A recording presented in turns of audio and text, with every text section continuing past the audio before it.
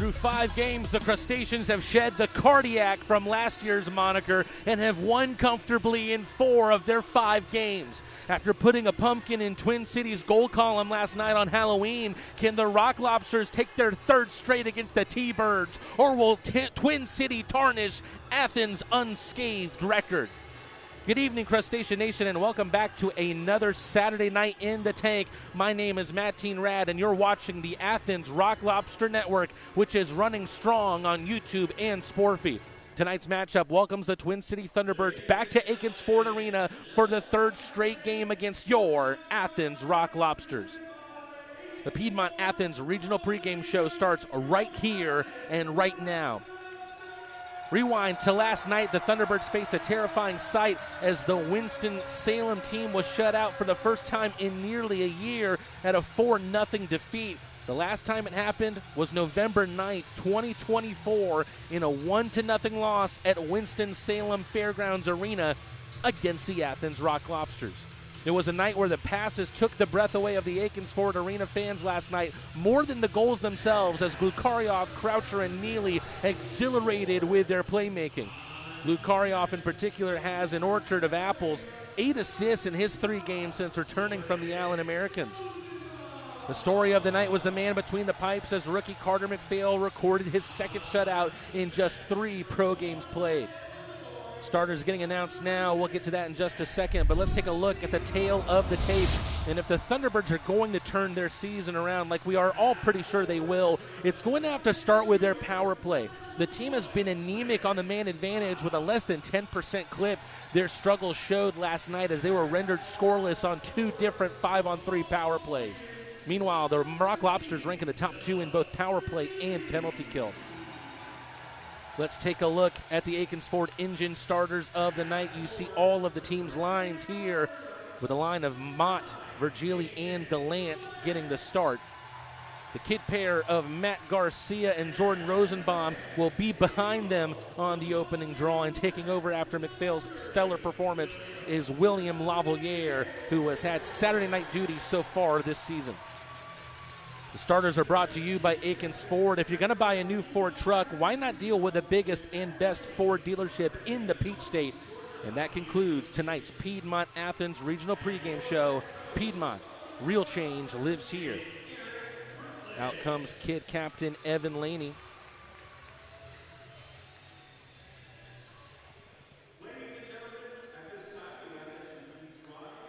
We've got some Boy Scouts in the building tonight, acting as the color guard. Singing of the national anthem will be the Jefferson Middle School Chorus. We honor America and Americans around the country with the singing of our national anthem, being performed this evening by Jefferson Middle School.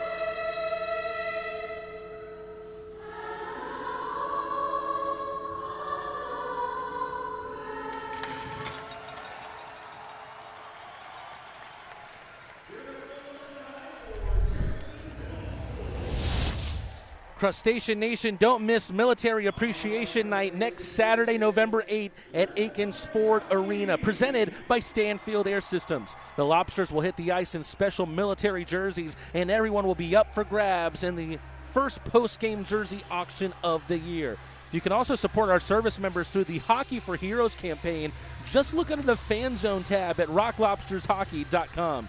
Also, grab your replica jerseys at the Rock Shop while they last. That's Military Appreciation Night, November 8th, presented by Stanfield Air Systems. Come help us honor those who serve.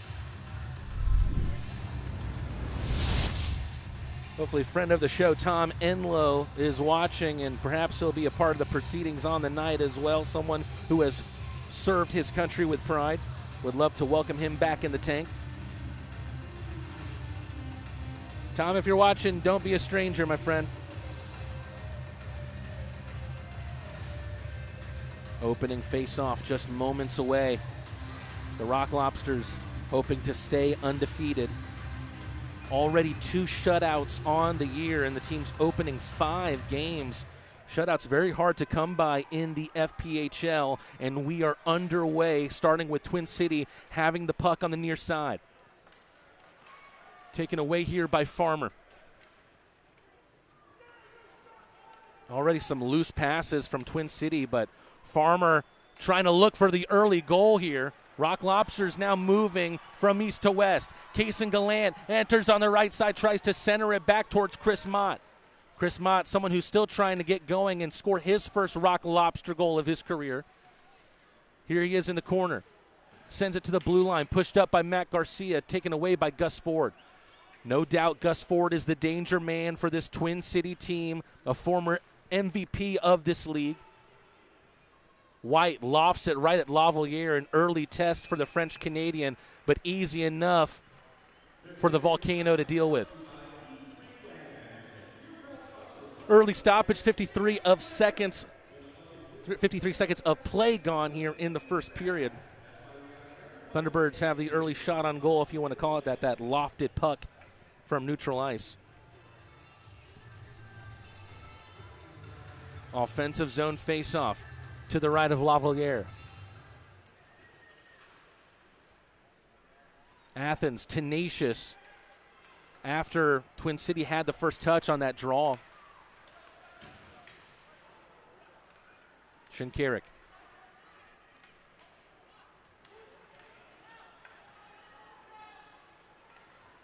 On the far side here, Nate Keeley. Takes a bit of a shrug off of the puck from Kolatarsi.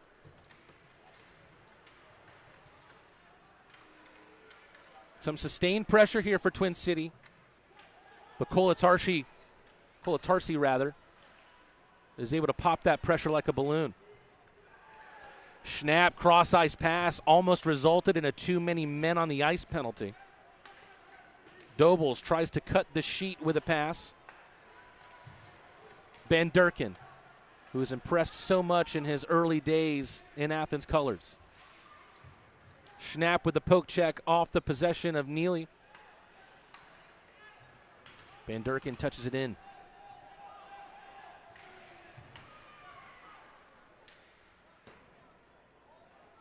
That one just about stays in play over the head of Johansson.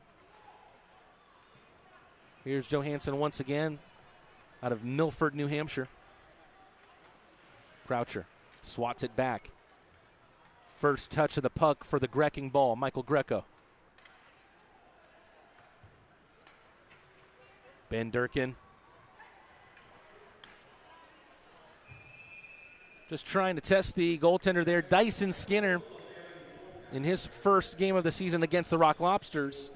Last 2 games against Athens, it's been Babick for the team from Carolina.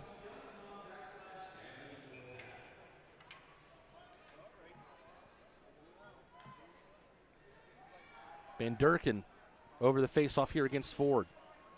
Right off the rip, Glukarioff looking for the top shelf. Glukarioff still looking for his first goal back since coming back from Allen. But he's been a tremendous playmaker as we see Croucher's shot get deflected into the protective netting. Daniil Glukarioff, an amazing tally of 8 assists since coming back. But we knew him as a trigger man for the Rock Lobsters last season. And no doubt he would love to resume his resume, if you will, in that regard. This face-off happening right out under me here in the Akins Ford Arena press box. Keeley against Virgili. Gallant off the end boards. Chris Mott, who is new on this line as of last game. Michael Mania tiptoeing over the blue. Gallant can't find Virgili. Josh Slagers, an Ontario native. Michael Mania is one of the quicker skaters on this Thunderbird team.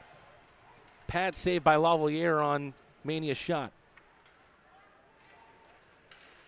Ooh, really good opportunity here.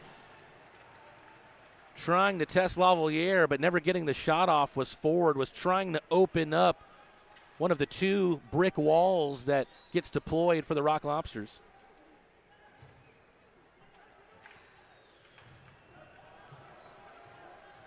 Gallant, little toe drag. Tried to take it in between two and then center it for Milan. Here is that magic man, the man we call Super Milan. Now on the puck is the Twin City number 10, Gus Ford. His line partner to the right is Zach White. Garcia has some time to breathe. Tries to ride the wall, can only find Hanley. Gus Ford, dangerous in this kind of area. Shovels it with the backhand straight at Lavalier.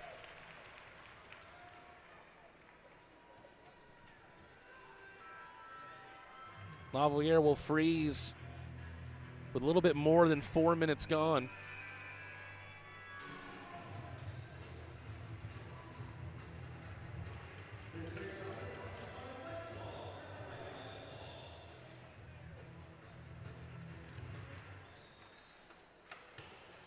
Only 2 goals scored for the Thunderbirds in their 2 games thus far against the Rock Lobsters. Mack with a laser of a shot. Joe is hoping for the arrival of the Mack here at Akins Ford Arena, still looking for his first as a Rock Lobster as well. 4 assists on the night for him as we get another look at that glove save from Skinner on the wrister from Mack.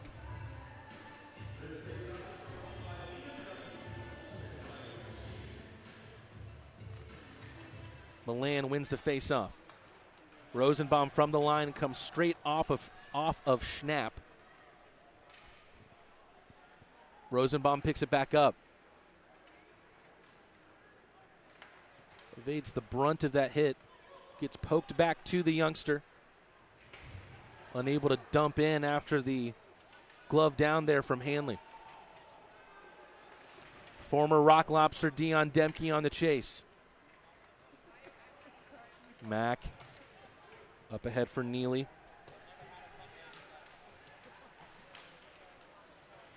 Ooh, a couple of Thunderbirds colliding there on the ice. Seems like we're already seeing some mix-up in lines here. Here's Mack, Van Durken, and Neely just wide from Mack. Shinkarik in the high slot, turnaround shot just over the bar.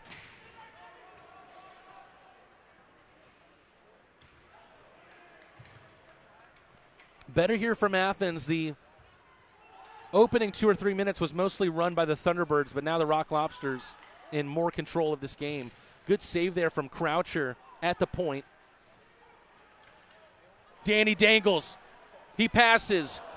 Van Durken with a shot saved by Skinner. Shinkarik loading up the slapper, opts against it, finds Croucher, who's tiptoeing in the left circle. Keeley able to clear the Thunderbird ice. Shinkarik stays on his feet after the hit from Keeley. Van Durken pokes it ahead. Sent all the way down by Hanley, but the first skater there will be Gus Ford. May have overcommitted there. Rock Lobsters have some numbers going forward. Van Durken silky. Passes wayward, however. Ford showing some of his deke moves as well. Good shot. Blocker save by Lavalier. Thunderbirds looking a little dangerous here early, and there's a turnaround shot, tight angle, and the Thunderbirds have the lead.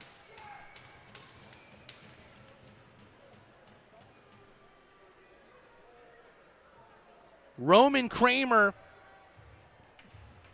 from what initially looked like a tight angle, catches Lavalier sleeping a little bit. We'll take another look. Not really a wraparound. It was some good defending there from Jordan Rosenbaum, but a sliver of that net shown over the shoulder of Lavalier.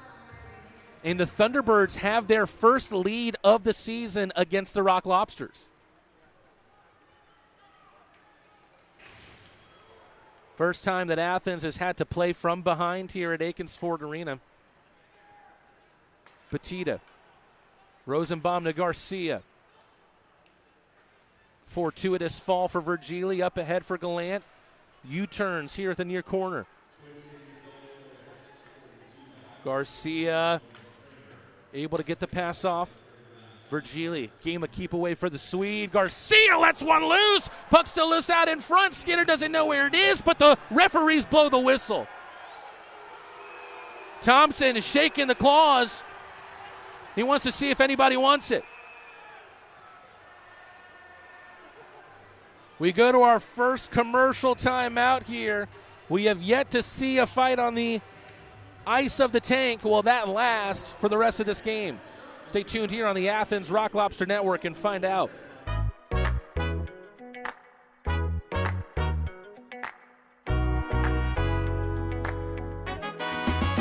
As a hockey player, my health is everything to me.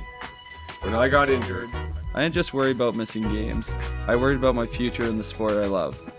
From the moment I met you and your team at Piedmont Athens Regional, you gave me confidence. Your expertise, your care, your support, it all reassured me from the very start. Because of you, I've been able to recover, rebuild, and get back to playing the sport I love. Can't thank you enough for what you've done for me and my future. Your help means the world to me, and I'll always be grateful for your part in keeping my dream alive. Thanks to Dr. Graff and Piedmont Athens Regional, I get to keep playing the game I love.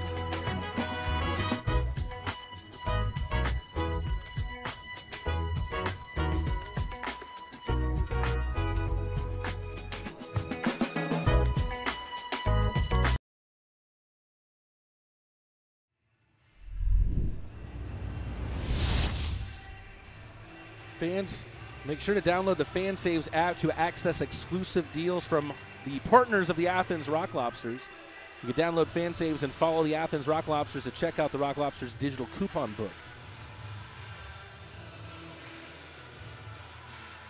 As we mentioned after the goal from Roman Kramer, Rock Lobsters playing from behind for just the second time this season, first time at home.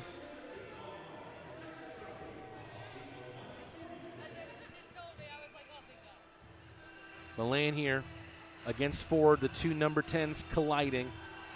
Both of them former MVPs in this league. Neely having to play it quick there was Johansson. Pinballing around the enemy ice. Zach White tries to feed Ford. Lavalier with a pad save. Milan sends it away. Neely wisely holds his run at the line. Great feed to Johansson. Unable to get much on the shot. Mack tries to follow it up, but Skinner will freeze at 12:13 to go.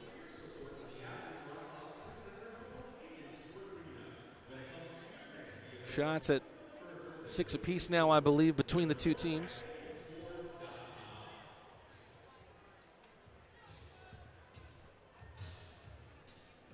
More and more fans tuning in here on the broadcast after probably watching the closing moments of the Georgia-Florida game.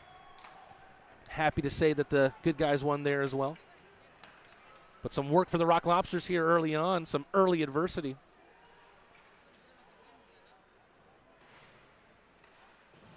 They dealt with adversity well last Friday against Petey. Come from behind win at 4-3 there. Neely to the right circle!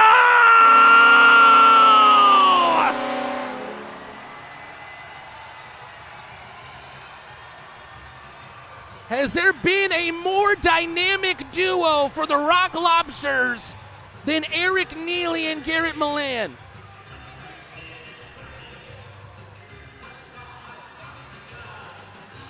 Look at this, Neely just holding. Milan getting in the perfect position in the low slot to just tip it past Skinner.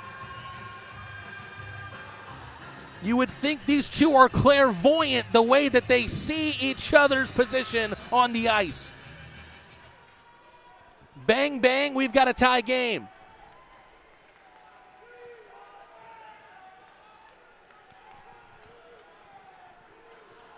As Garrett Rutledge said in our most recent Coach's Corner episode, sometimes when you face that early adversity, you have to have your best players be your best players. That's what we just saw there as Neely and Milan trying to drag the rest of the team into the fight.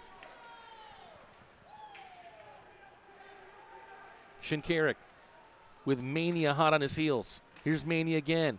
Collision there with the referee. Shinkarik takes it away. Some good defending there from the Zebra. Dion Demke hard off the end boards. Joe Mack gets in on the assist two on Milan's goal. Croucher fortuitous there. Had a shot that went wide against Skinner. Mania, a bit of a stiff arm there on Glukaryov. Still Mania. Really good poke check there from the Red Deer Rocket, Kaysen Gallant. Goals in back-to-back games for Gallant as he's felt welcomed back on this sheet of ice here at the tank. Glukaryov floats it into the zone and chases it himself. Dobles does well. Something has fallen off there on the ice. I'm not sure what it is, but officials might have to keep an eye out for that. There's something loose in the trapezoid behind Skinner. Virgili tries to get creative with a pirouette backhand. Hits some bodies out in front. Lavalier, good save despite the shot coming from distance. Twin City were up for the first time this season against the Rock Lobsters, but Athens answers right back through their two veterans, Neely feeding Milan once again. We're actually coming up here on the Athens Rock Lobster Network. Rock Lobster fans, this is Brad Akins. Akins Ford has led the way for years and keeps on growing. From offering the Southeast's largest inventory to being #1 in the nation in Ford truck sales, we're here to serve you. Want to customize your ride? Our Wild Willie's accessories team can make it as unique as you are. Make it legendary. Need service? Our fleet of over a dozen mobile service vans come right to you. Akins Ford and Winder. We really are closer and bigger than you think. Rock Lobsters, let's go.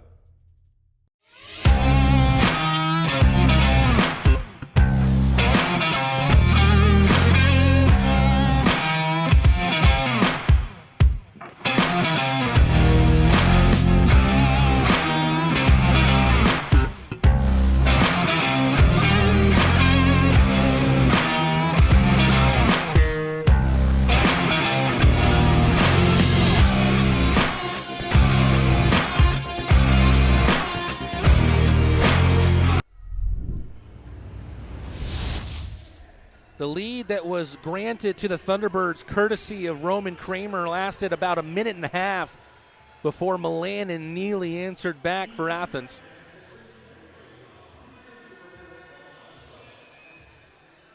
Back to the drawing board again for the Thunderbirds. You might recall last year some pretty tight scoring affairs between these two teams.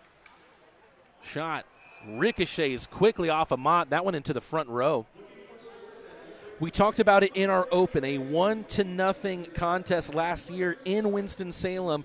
The last time that the Thunderbirds were shut out, almost a year in the making for the Rock Lobsters to go and shut them out again.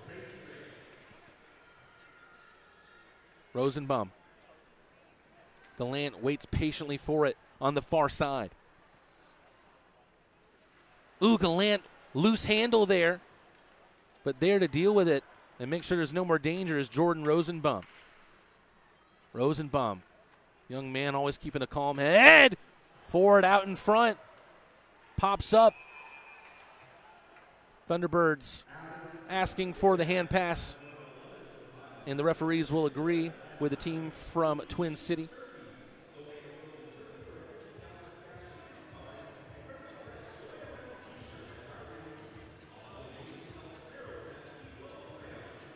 Thunderbirds started up back in 2017, and since then, they won a Commissioner's Cup in their second season back in 2019. They have finished as runners-up in each of the last 3 seasons. Rock Lobsters on the Leslie Jones Law penalty kill here.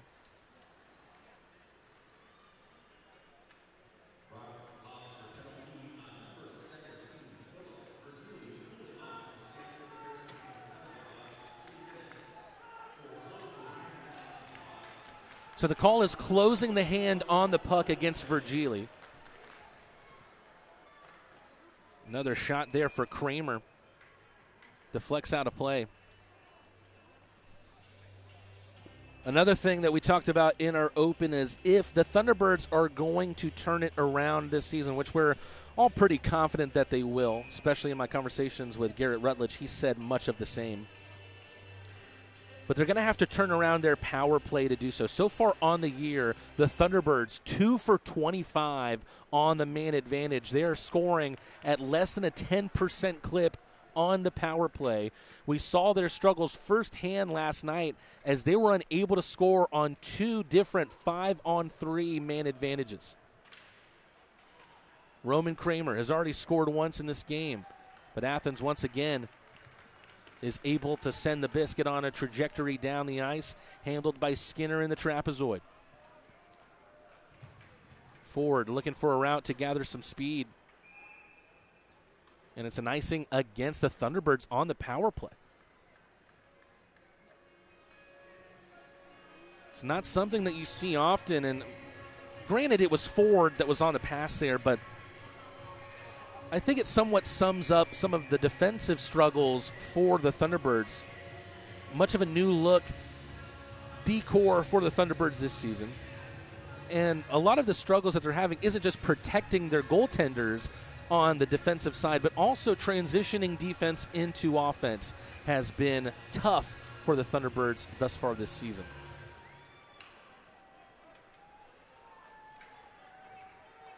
Forward, right at the middle of everything. Don Carter Jr. on the left side, who got the primary assist on Kramer's game-opening goal. Demke can't save it from going out.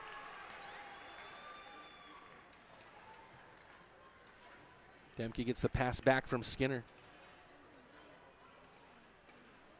And gets the pass back that time from Butita.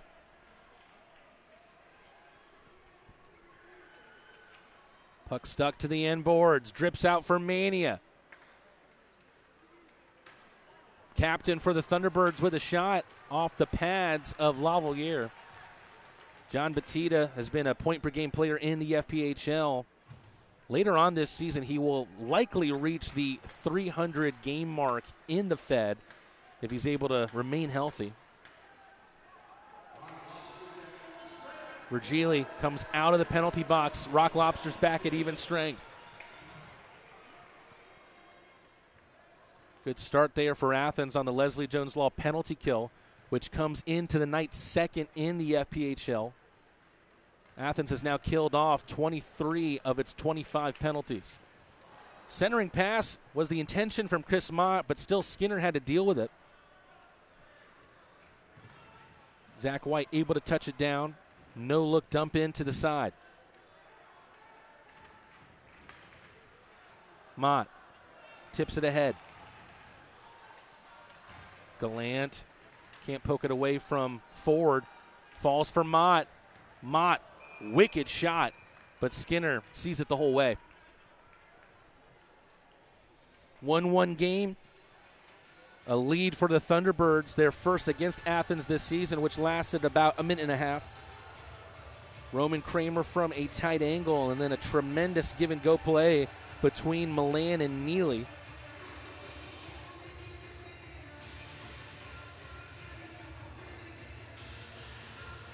Here's the line that has impressed for Rutledge and the Rock Lobsters as of late. Croucher between Van Durken and Glukaryov. Shinkarik over the bar. Good stop by Kolatarsi at the line, but it's right at Butita. Still standing tall as Kola. Captain Fantastic Carter Shinkarik capped off the night in the 6-2 victory last Saturday. He opened the scoring in last night's game. What will Cap do tonight? He's going to have to get on his horse here. 2-on-1 developing. Shot is saved by Lavalier. Noah Hippolyte-Smith gets stuffed out. Lukarioff kicks it to himself. Great job here by this trio to keep it in and keep the pressure up. Van Durken back for Rosenbaum. To the left is Shinkarik. Shinkarik trying to force open a window. Rosenbaum from a tight angle rides the goal line with a shot. Skinner hugs the post and makes the save. Noah Hippolyte-Smith loses it in his skates.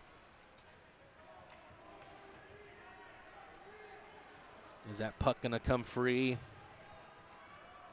You can see it there between sticks and skates. Shinkarik will have to retrieve.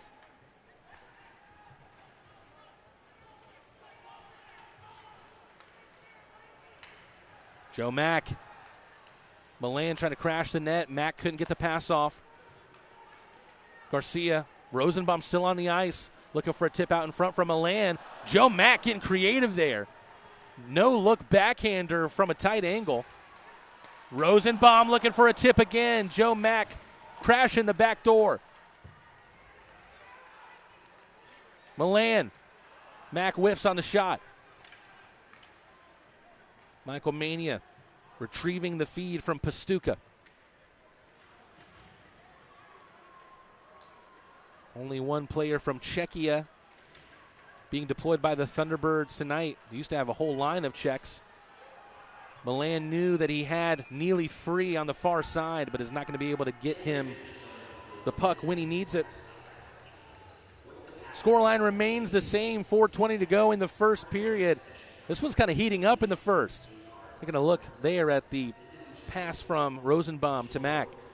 We go to a quick commercial break. Stay tuned with us here.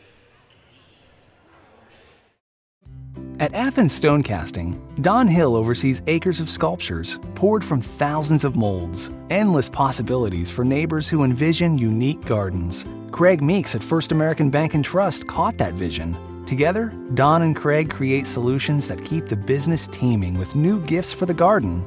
Vision. It's one of the core convictions we live by. Learn more about what we stand for at firstamericanishere.com. First American Bank and Trust. Maybe not today, maybe not tomorrow, but soon your toilet will clog again. What if it won't flush? We'll always repair it. Nobody puts baby in a flooded corner. Maybe I should still fix it. You had me at hello. We've got same-day service. Plumbing completes me.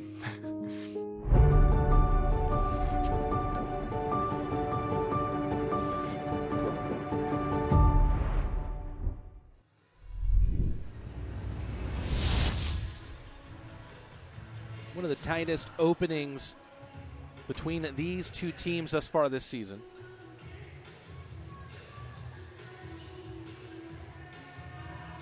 Coming into this three-game set against Twin City, the thought came into my mind is going to be difficult to defeat a team of the Thunderbirds' caliber 3 games in a row. We'll see what Athens can do tonight. Johansson gets caught up and then brings down White. He'll have to sit for the infraction. Rock Lobsters back to the Leslie Jones Law penalty kill. Johansson 2 minutes for tripping. Strong, skilled, strategic defense. That's what the Rock Lobsters will have to have here on the penalty kill. And that's also what you get with Leslie Jones Law.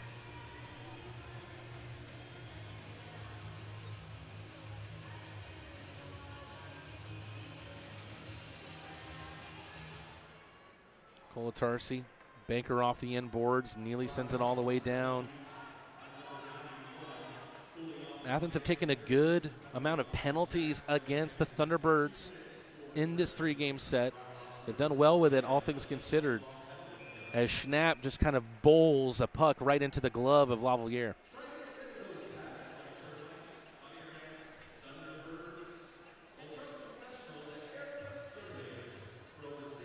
Trying to take a look at this power play unit for the Thunderbirds. See Jacob Schnapp, Zach White, Gus Ford, Roman Kramer.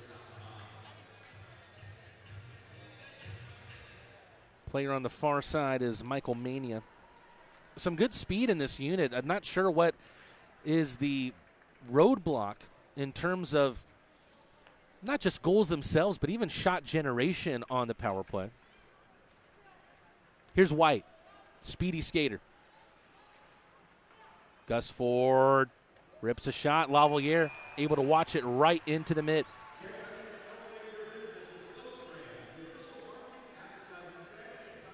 Colatarsi with a pat on the shoulder.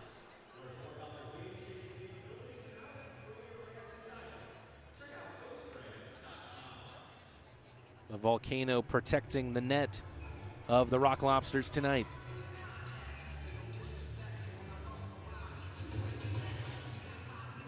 Really quick word there between one of the officials and Lavalier. Not sure what the conversation could have been there.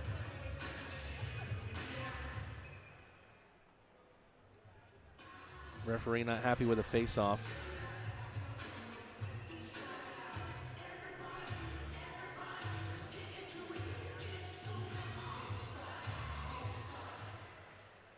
Two of the league's best in Ford and Milan.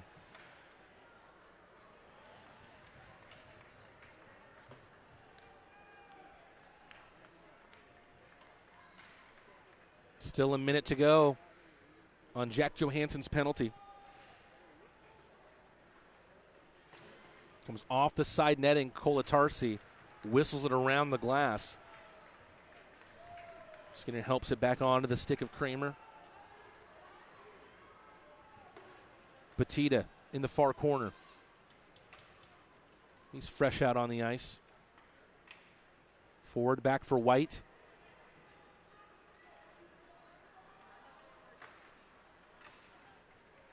Just a shot in their own foot there. Puck leaks out into the neutral zone. Croucher once again, like a mosquito, the way he flies out on the ice. Takes a swat at the puck. Both him and White down to the ice. Whistle at the blue line.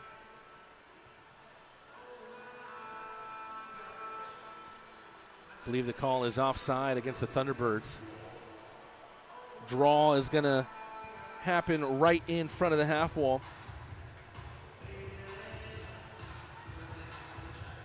Pardon me, it's actually going to take place right in front of the penalty box.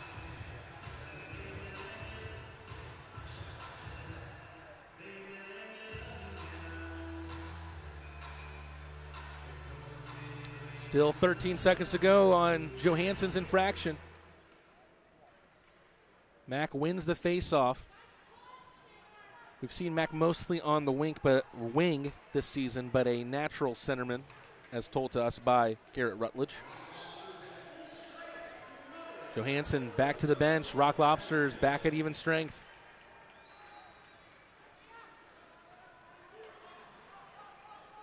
Shinkarik's pass doesn't come off for Thompson.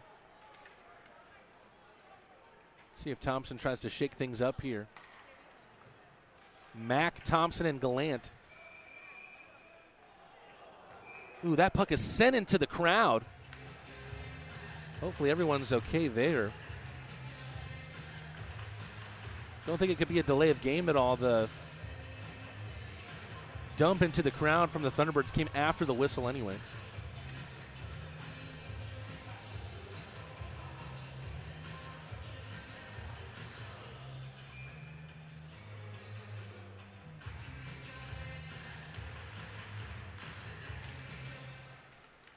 Dion Demke, who we saw a lot last season for the Rock Lobsters, 9 games for Athens last year, mostly deployed as a defenseman, a centerman here for the Thunderbirds.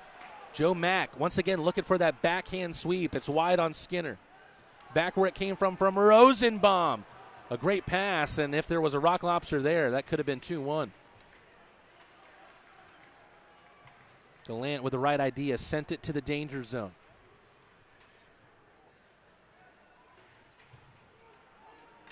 Gallant, a top gun for the Rock Lobsters last year. Goals in back-to-back games. Van Durken, a great move. That deflection almost did more harm than good.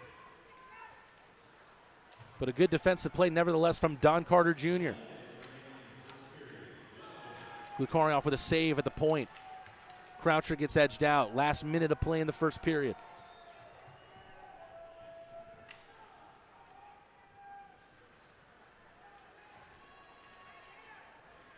Greco to the left for Van Durken. Van Durken looking for the clever banker coast to coast. Couldn't find Croucher. Here's Croucher again.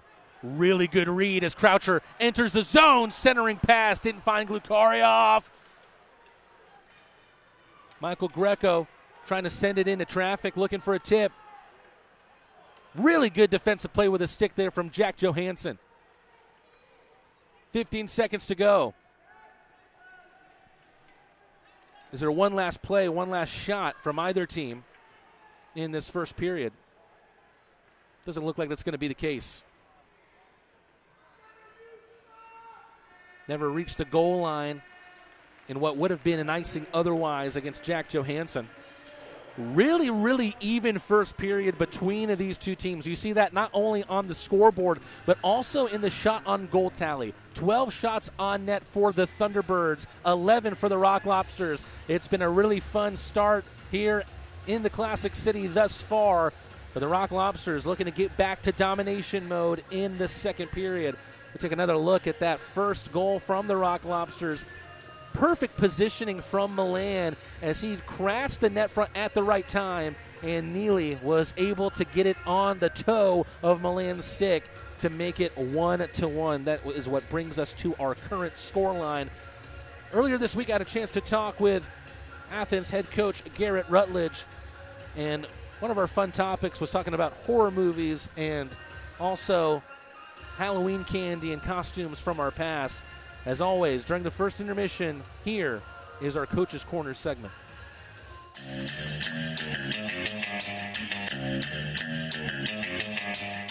Rock Lobster Network. It gives fans like you an inside look to the games and goings-on for the team. As of recording, the team is undefeated at 4-0 with a come-from-behind win against the PD Ice Cats and an amazing return home to Akins Ford Arena with a 6-2 victory against the Twin City Thunderbirds. As always, I'm Matt Rad, and I'm joined by head coach Garrett Rutledge. Coach, we saw our first bit of adversity really this season Friday in Florence, South Carolina, as the team didn't really get maybe the start it was looking for against PD. From your perspective, what kept the team from flowing the way it wanted to in that first period? I just think like a long trip in on a bus trip. It's one of our first times kind of coming off the bus and having to play a game. So it was good to see. Obviously, PD's a good hockey team. They've done well putting a good product on the ice there. So obviously the week before we were kind of getting the rust off. And again, we didn't really have a whole lot of competition in Indiana, if I'm being honest. So having to play a real hockey team kind of gets the feel for the boys. But once again, it's credit to the guys coming off the bus. You know, it's a 4-hour trip in from Athens to Florence there. So the boys did well, stuck to the game plan, and we came out with the win. You end up shaking up the lines in the second period. One of those lines has really worked out. We'll talk about that in just a second. But I was wondering, when we see a line mix up like that, is it more of a case of a coach saying, this isn't working and I've got to throw something together to see what does? Or do you have an ironed out plan B if plan A doesn't work? You kind of have a feel for the bench on that kind of thing. I was just sitting there looking at who was going, who's not. You're looking at who's playing, who's kind of a little bit slow. And like I just was sitting there and I was like, I thought Gleb Van Durken was having a lot of good looks and stuff when who he was playing with. And then Croucher obviously brings that energy pretty much every game. And then Danny Glukarioff, I was just like, kind of wanted a little bit more from him. And then I was like, hey, why don't we put the two Russians together? They love each other and they played minor hockey and they want to play together. So I was like, hey, as a coach, you set your ego aside and you just kind of mix up the juggling match. And then obviously I think we threw Mac up with Neely and Milan, and first time out they scored a goal. So it was kind of one of those things. Just as a coach, it's like it just worked out by chance. You bring up that line that has been such a major part of the scoring since they've been put together, that second period in PD and Van Durken, Croucher, and Glukarioff. And man, oh man, it just seems like there's so much understanding already built between those three guys. They've been the main production line since that second period. What do you think works about those three together? Well, I think you think of their intangibles all together as hockey players. You got Danny on the wing. He's kind of a shooter, north-south, plays with a lot of pace, got an eye for the net. And then you put Croucher in there that's always got his feet moving. He's willing to take a hit to make a play. He hunts pucks. He's relentless on the forecheck. He makes plays, and he distributes very well. So, and then you got Gleb on the other side that's like very fast-paced shooter, got a nose for open ice, and knows how to score goals. So you put all those guys together, they become deadly when they want to play together, and they're all working as a unit. So I think all their qualities of hockey players balance each other off very well on that line. Has it surprised you at all? Because Glukharov, as you mentioned, has kind of been the trigger man, especially when he was with Milan last season. He's kind of been the playmaker on that line, 5 assists in his first 2 games back. Has that been a surprise at all? No, I think that's just Danny and himself. I think he just plays his game. He's quietly goes about his business. Again, he's very easy to coach. He's not emotional on the bench. He's very even keel. He stays the course. He knows what his skill set is, and obviously knows what works in this league. He knows how to score goals, and he also knows how to distribute. So when these players get guys that are trying to take their time and space away, they know that there's going to be somebody else open. So it's credit to them. It's credit to the work they put in practice, delaying off the rush and middle drive and putting pucks to areas where we score goals. Down 2-0 and 3-1 in that game in South Carolina. The team just never counted itself out and scored 3 unanswered to take its first lead at 4-3. Much of it was to do with that young line that we just talked about, but the wheels started rolling with a duo of Garrett Milan and Eric Neely, 2 veteran guys who have really gelled together in the early going. What have you made of how those two have started together? Well, you've heard me say in the past about dragging guys into the fight. That was kind of one of those games where our best players need to be their best players, right? So I felt like, yeah, we were down, but I feel like we had some chances. Their goalie made some great saves. Like, they played a pretty solid hockey game at the end of the day again. So 2 top players that we're going to rely on heavily throughout the season are our top guys. And at the end of the day, the top players got to be the best players on the ice. And when they can control the ice and the way we're going to play and dictate the flow, those guys are just going to bring our guys along with them. So playing at those levels those guys have had, it's just like, that's one of those nights that Neely and Milan can bring our players into the fight and have success. And our young guys just continue on.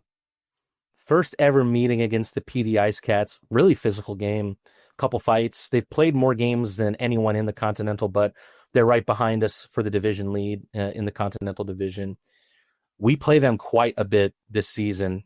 How do you evaluate PD as a potential rival in this league, and how do you rate them in terms of competition throughout the season for the top spot in the Continental?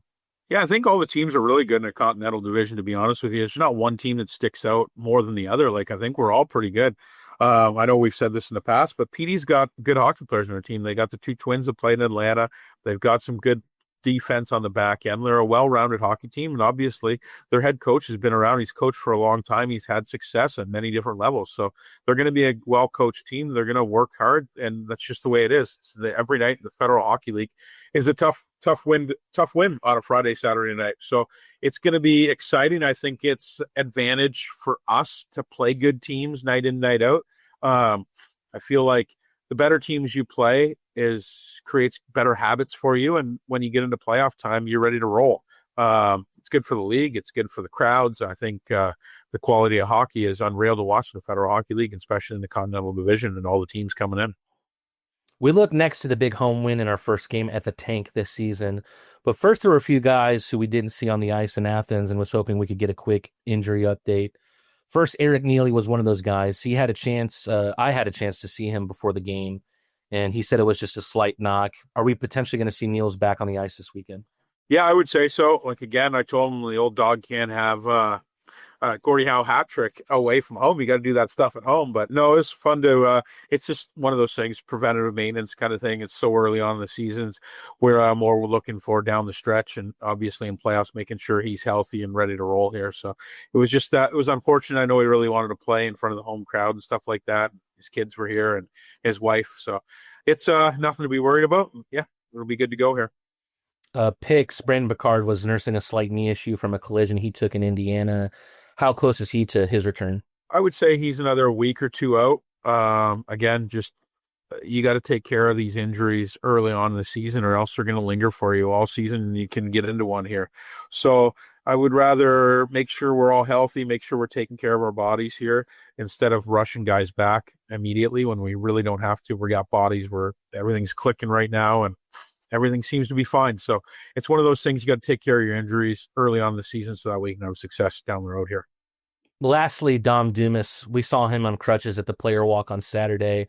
Looks like it's probably going to be a longer road for him. How long do we think his recovery might be? Yeah, he's going to be out probably a month for sure. Again, he's just on crutches basically because the doctor just told him basically keep the weight off of it. It's not like he can't walk or anything, but it's the type of injury, whatever cartilage fracture or whatever they're calling it.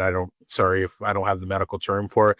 It's basically just keeping the weight off it and stuff. So he can walk fine and everything. It's just the doctor recommends keeping the weight off it and having the crutches. So one step at a time, one day to day here. So he's in doing treatment, and obviously June will work his magic on him, and he'll be back in the ice sooner than later. Are there any fresh additions to the injured list after Saturday's game? No, everybody's pretty healthy. It was one of those games, so knock on wood, it was pretty successful for the whole group. That takes us to the game itself on Saturday. First, I just want to get your thoughts on the atmosphere as a whole, from the fans welcoming the team to the arena to the roar coming from inside the tank. What did you make of what was your first competitive game behind the bench at Akins Ford Arena?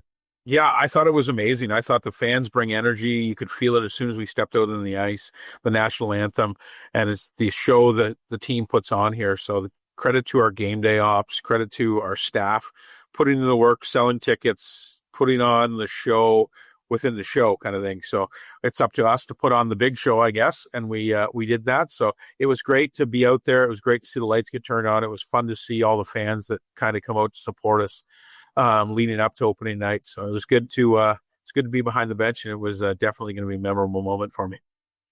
One of the guys I want to talk about who I think performed really well this past weekend, really both weekends on the season thus far, is Jordan Rosenbaum, because I feel like he kind of flies under the radar a bit.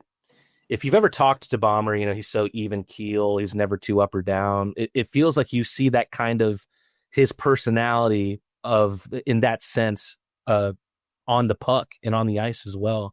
How do you think he's transitioned in his first couple pro games?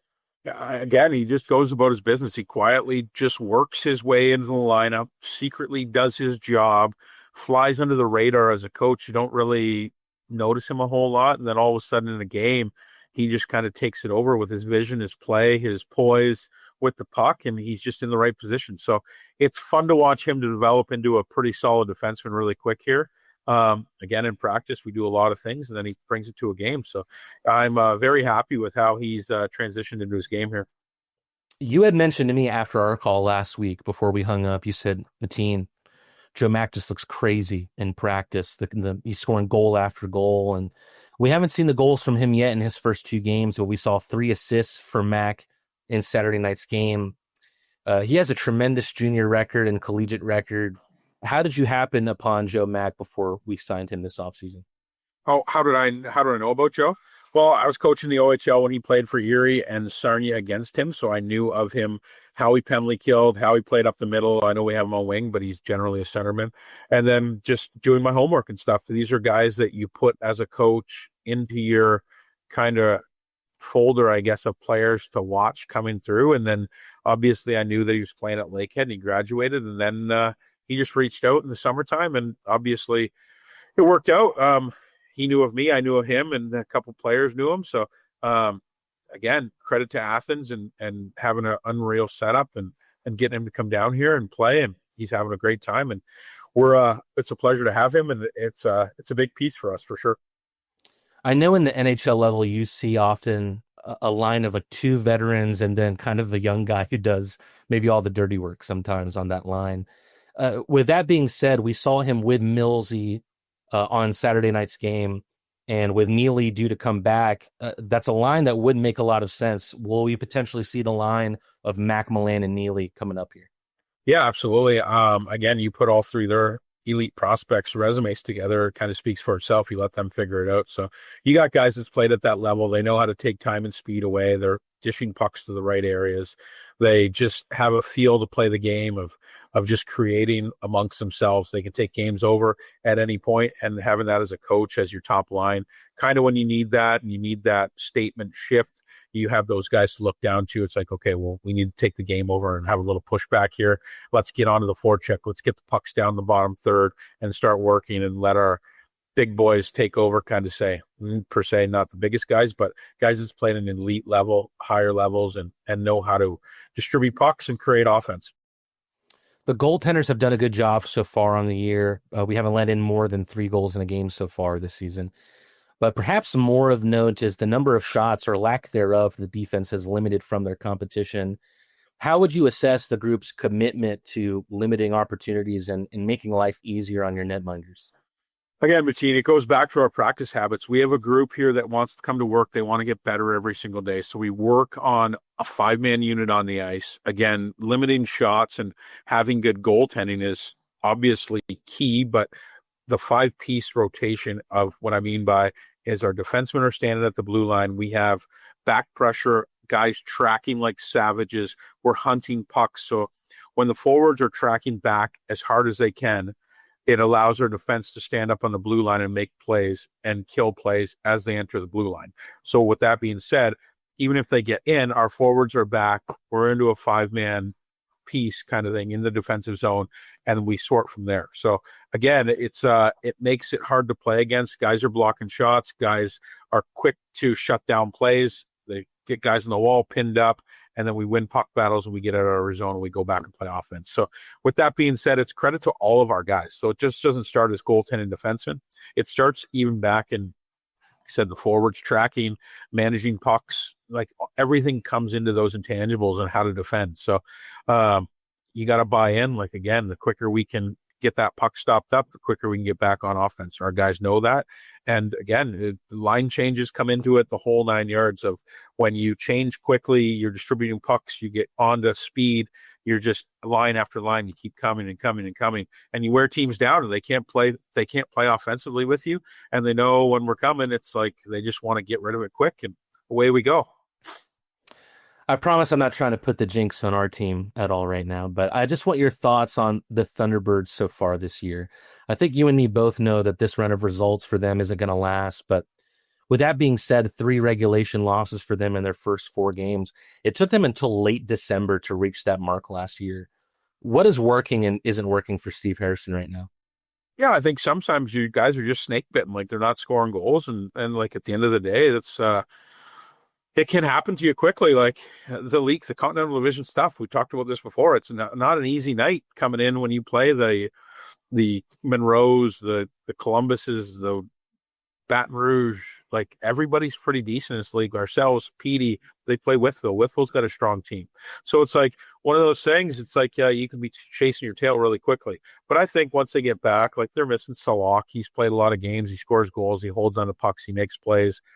Again, him and Yuri Pastuka, they have great chemistry on the ice, and I think it's just fitting in the right pieces and stuff right now. They got good goaltending. They're going to be fine once they get it all sorted out here. But like I said, it's a grind every once in a while. It can be difficult at the start of the year, but you just got to stay the course. And obviously, Steve's won a lot of games over there throughout his coaching career too. And it's no need to panic. I'd say they're still a good hockey team, and they're still dangerous every time they step on the ice.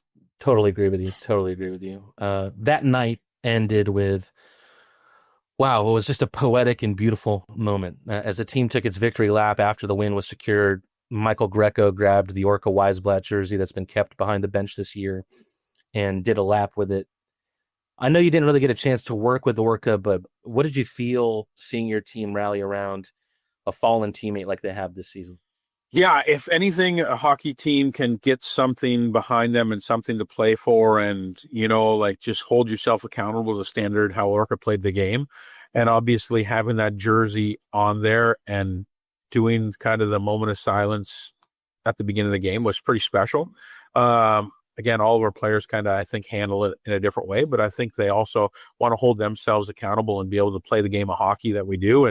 And obviously the tragic events that happen. So you don't take it for granted. So I think our guys were really detailed. They wanted to win. They wanted to put that jersey on. I think the patch on our jersey on the heart side has went a long ways for them.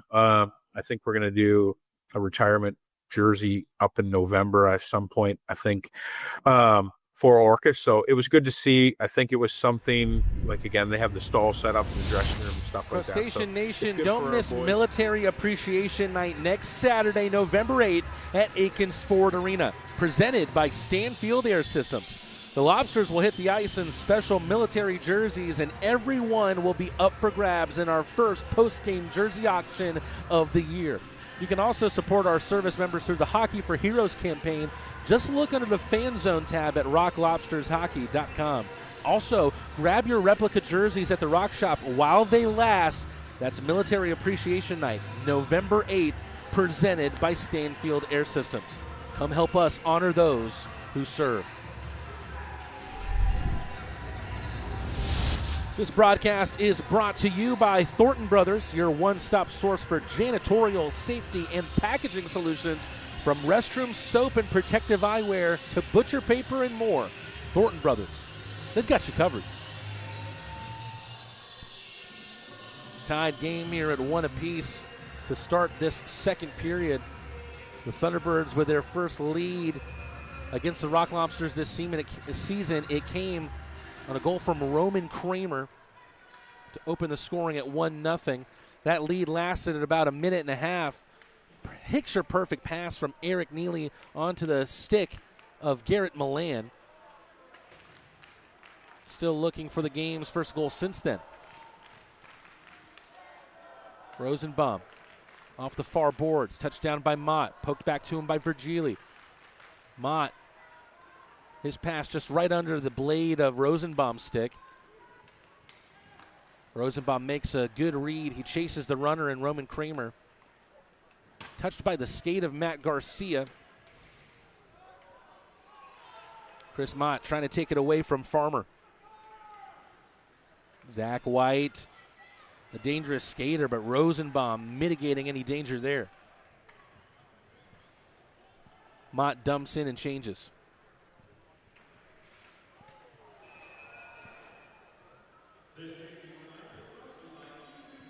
Got a whistle.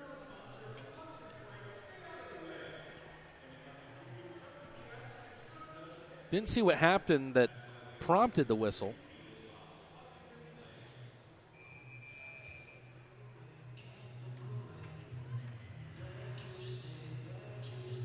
Minute gone in the second period.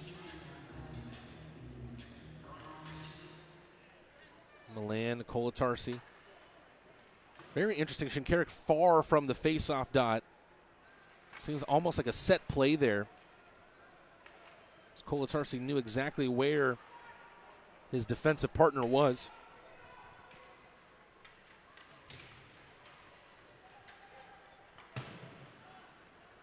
Shinkarik tries to clear his side of the ice, but it goes right into the linesman.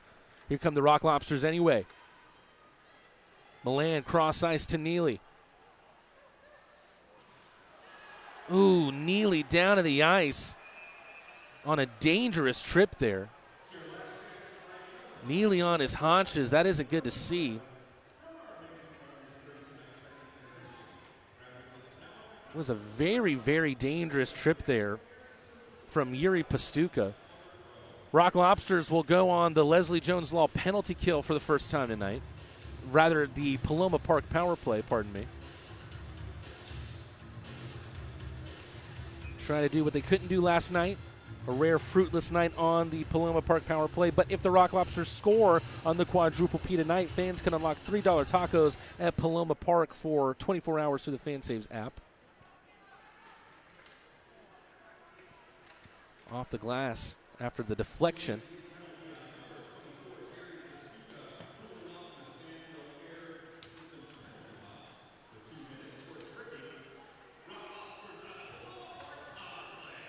Van Durkin over the left side of the point. Glukarioff, backhand banker to Kolatarsi. Second power play unit to start this quadruple P. Gallant. Down low is Croucher. He gets blocked out. Good save by Kolatarsi at the blue line. Second bite of the cherry doesn't prove fruitful. Rock Lobsters will have to reload. Jacob Schnapp forces the turnover.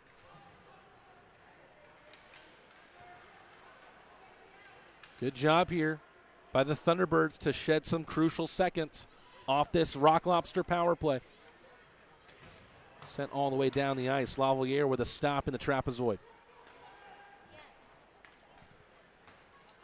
Shinkarik up the right side. Good to see Neely back out on the ice. Neely to Mack. Shinkarik, laser. That one took a quick deflection right out in front. Skinner counting his blessings there. That one a much easier block for the Thunderbirds. And we might be going to a 5-on-3 here. Virgili brought down to the ice by Farmer. Another self-inflicted wound on the Thunderbirds.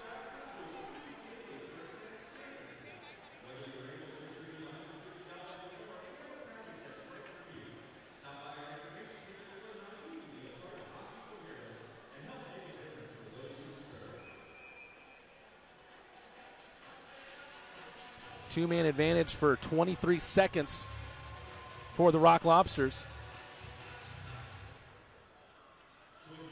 Shinkarik. A lot of open ice here on the 5-on-3. Milan breaks his stick on the shot.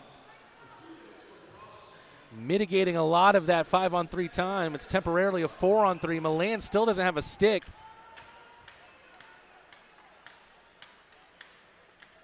Joe Mack. Milan, beautiful one-time pass to the left side. Sick it by the cherry for Shinkarik, misses the net. Did that one come back out? No, say the officials. Shinkarik down low for Neely. Tries to thread the needle to the near side for Virgili. Pastuka's back in play. It's a 5-on-4 now.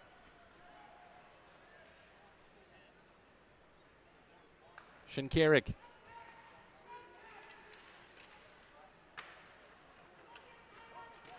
Little tight angle opportunity there from Mack. Couldn't stuff it in past Skinner. 50 seconds to go on the quadruple P.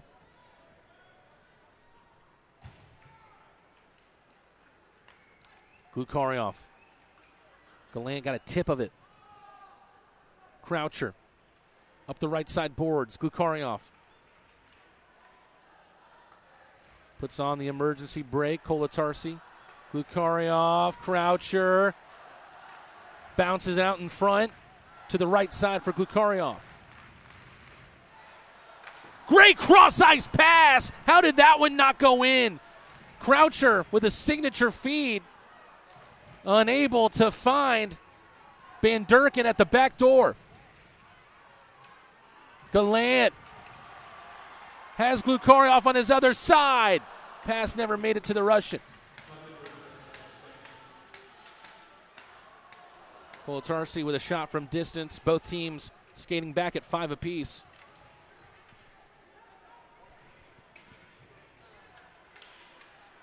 Good kill there from the Thunderbirds. Garcia takes it off the boards. Glukaryov lets it run.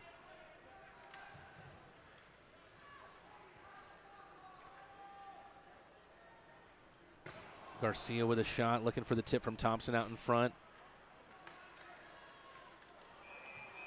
Good read there from Skinner, who is able to make a claim on that puck coming out of his crease. Rock Lobsters can't get it done on the 5-on-3. Still tied at 1 apiece. Stay tuned here on the Athens Rock Lobster Network. Since we opened in 1968, we've taken pride in our professional staff. Unparalleled customer service is our legacy. Experience the best, skilled hands and friendly faces. At Stanfield Air Systems, satisfaction is not just a guarantee, it's our tradition. Schedule online at stanfieldair.com.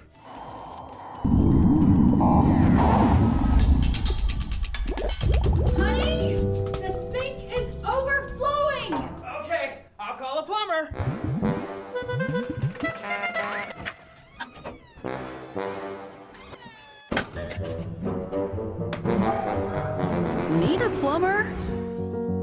pro? When you need a plumber, call a pro. Plumber Pro. This thing on? Perfect.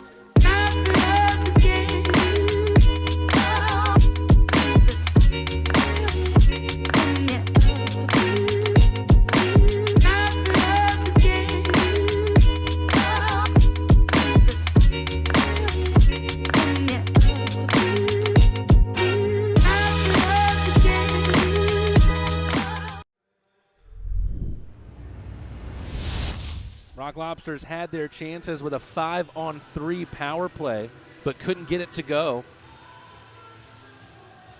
They will have an offensive zone face-off coming out of the timeout. Almost 6 minutes gone here in the middle period.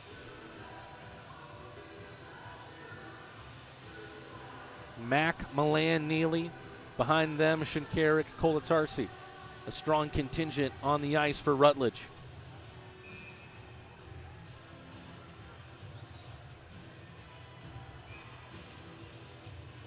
We'll redo the draw. Ford able to draw it back.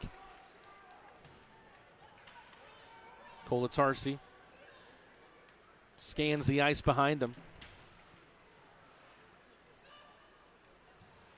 Neely didn't get anything on that movement up the ice.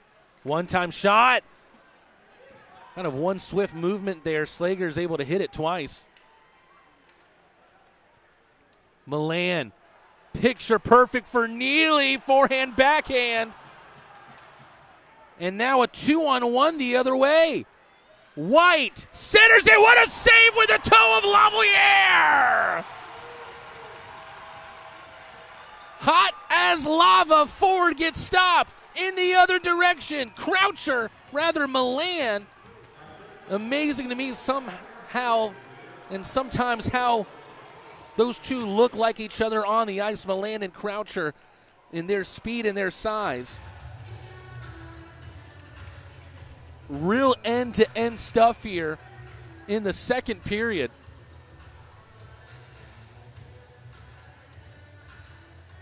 Tremendous save from Lavalier. He got crossed the crease to make a stop with his big toe on Ford.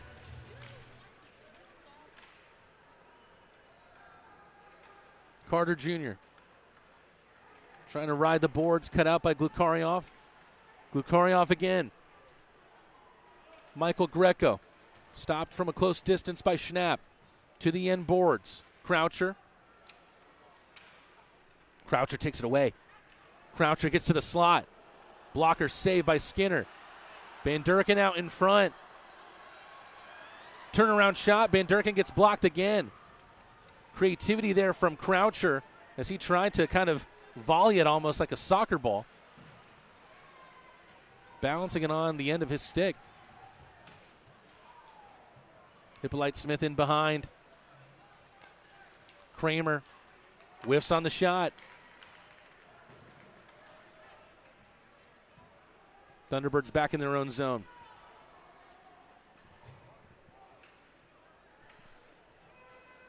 Adam Zimmerman, first time I've said his name. Zimmerman, a stay-at-home D, 6'4", big body. Big hit from Virgili on Don Carter Jr. in the corner. Mott, Gallant, Virgili. Causing some pressure on the forecheck.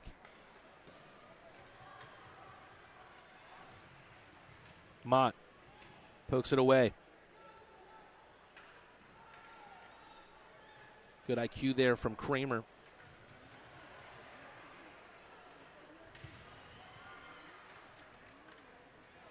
Up ahead, here's Dion Demke. Former Rock Lobster in the protective netting. I think that one took a piece of Greco's stick. So far in the 3 games against the Rock Lobsters, Dion Demke, who's a former crustacean himself, has been one of the hungrier Thunderbirds on the ice. Man who also has fed experience with the Elmira River Sharks and the Port Huron Prowlers.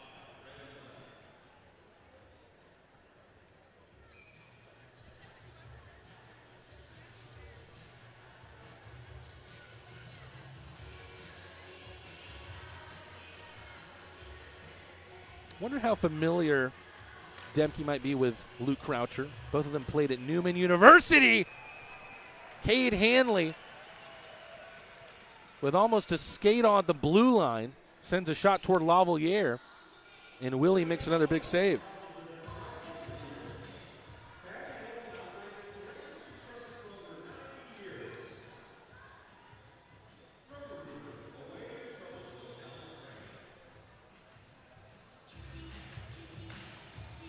Even the face-off is electric when Milan and Ford go against each other on the ice.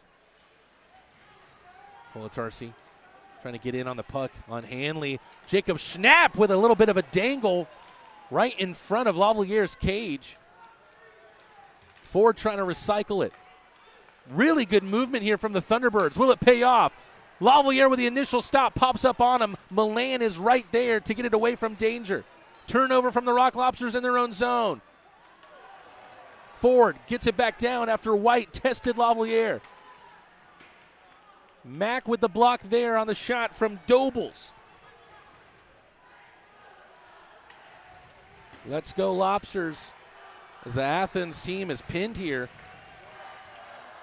Milan takes it the other way. Easy enough for Skinner.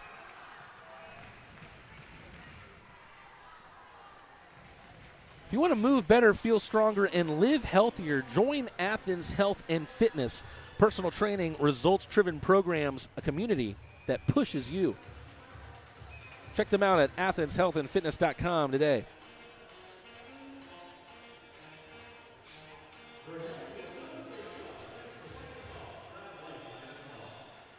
Important defensive face-off win for the T-Birds. Van Durkin sprawled out on the ice. Can't keep it in. Glukarionov has some space. Creates more space for himself. Van Durkin loses out on possession. Kolatarsi wisely asking for some help from Shinkarik. Shinkarik using his speed and skating ability to deprive the Thunderbirds of a 2-on-1. Croucher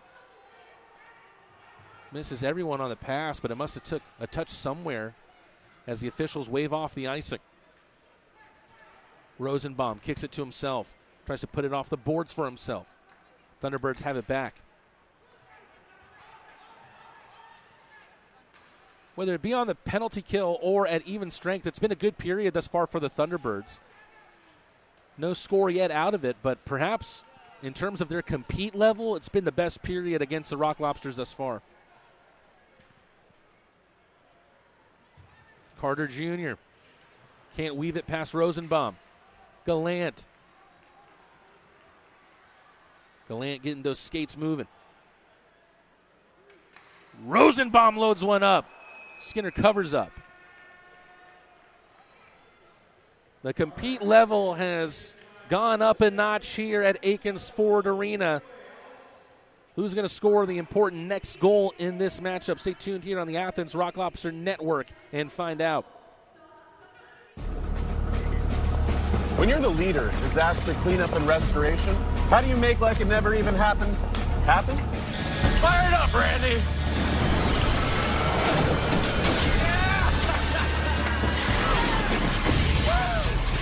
By being prepared for anything!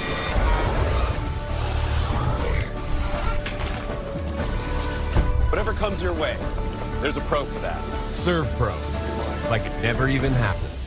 Every business owner who's built a business wonders about their company's legacy. What's the path forward after they decide to take a step back? At the heart of every succession plan is a vision that safeguards hard-earned success. This isn't just paperwork. It's your roadmap, guiding a business during a change in ownership and detailing how ownership transitions and key financial decisions unfold. This instills a profound sense of pride, belonging, innovation, and commitment, ensuring a stable future for the company and a rewarding exit for you. Let's forge that path together. It's been a while since fans of either team have had something to cheer about in this game. Biggest action of the period came from that man who made a tremendous cross-crease save to deprive Ford of a game-leading goal. Virgili has mostly centered this line with Mott and Gallant, but Mott getting a bite at the draw here. Mott making a name for himself last year as a second-line center for the Binghamton Black Bears.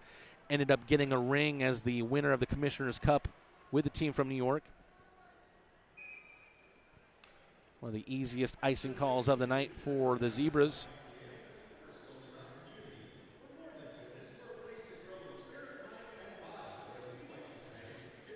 If you haven't already, make sure that you hit the like button, subscribe if you haven't already to play a part in our world-famous YouTube chat, and ring the bell to stay notified of all future Athens Rock Lobster content. That's live game broadcast, coaches' corners, and, of course, our lobster tail interviews.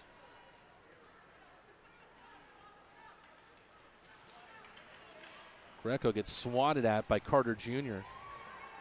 Takes Schnapp to the bench. Do some pushing and shoving, and Greco will get sent to the box because of it.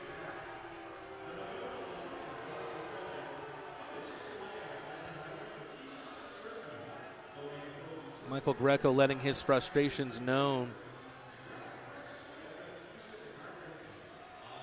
Can't tell if he's barking at an official or if he's barking at a Thunderbird. Rock Lobsters back to the Leslie Jones Law penalty kill.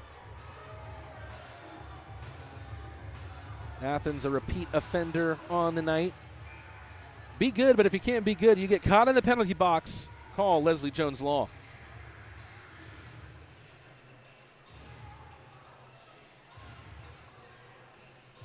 Haven't gotten the official word yet. I think it's likely roughing on Greco.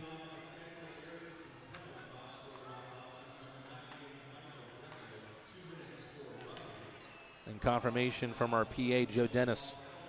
Roughing the call against the Grecking ball. Ooh! Schnapp with a slight tip on that shot from Ford.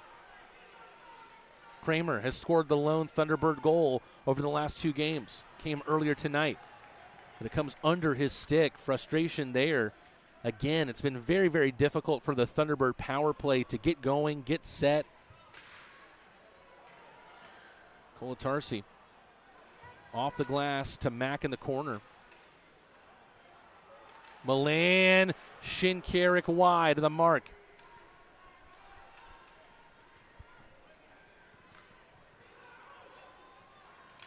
Schnapp, been one of the great agitators and irritators in the FPHL over the past few years. Good shot block there from Kolatarsi on Mania.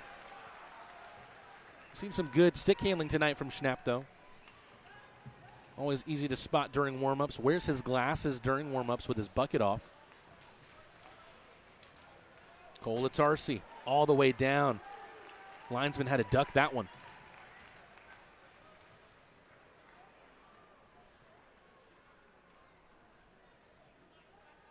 Thunderbirds trying to reload. Demke. Hippolyte Smith. Mack getting in between Hippolyte Smith and the puck. Sends it down. Croucher with the speed. Gets that puck free. Can't turn it into offense, but more seconds off the clock here. Michael Greco back out on the ice. Demke protects to the end boards. Garcia got there first. Rosenbaum takes it away. 3 defensemen on the ice for the Rock Lobsters. Rosenbaum up ahead for Croucher. Croucher to the far side for Virgili. Skinner swallows it up.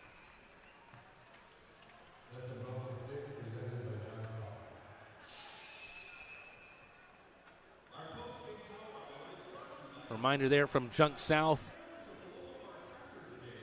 And if you have broken hockey sticks or anything of the like out in your front yard, you could call Junk South. They'll come take care of it. 6:11 to go in this second period, which has really flown by here.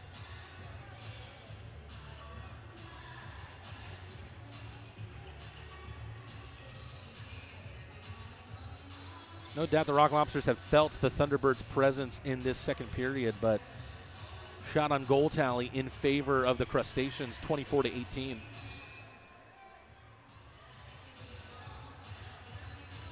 Another face-off that doesn't please the men in black and white.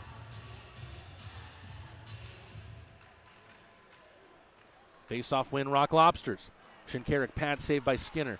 Really good feed from his knees. Van Durkin looking for Gallant.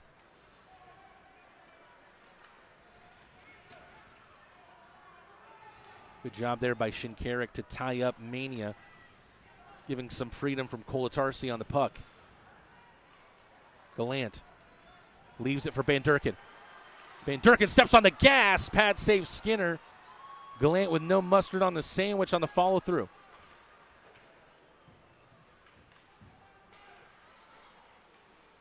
Kukaryov. Van Durkin. Gallant. Gallant got tied up there by Cade Hanley.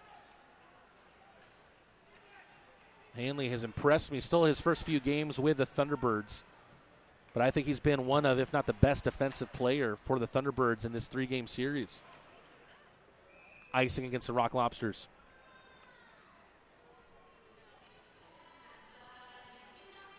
Five minutes, 8 seconds left in the second. The question on everyone's minds, who does the next goal in this game belong to?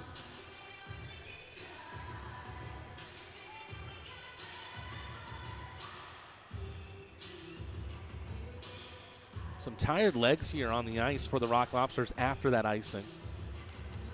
Something to keep an eye on here. Gallant. Van Durkin. Doesn't get the dump in right, so those tired legs will stay on the ice. Mania. Great centering pass. Narrowly evades Slagers. Hippolyte Smith. Farmer. Dangerous shot came from the blue line. Josh Slagers unable to trouble Lavalier. Less than 5 minutes to go in the second period. Who's going to make it 2-1? Stay tuned here on the Athens Rock Lobster Network and find out.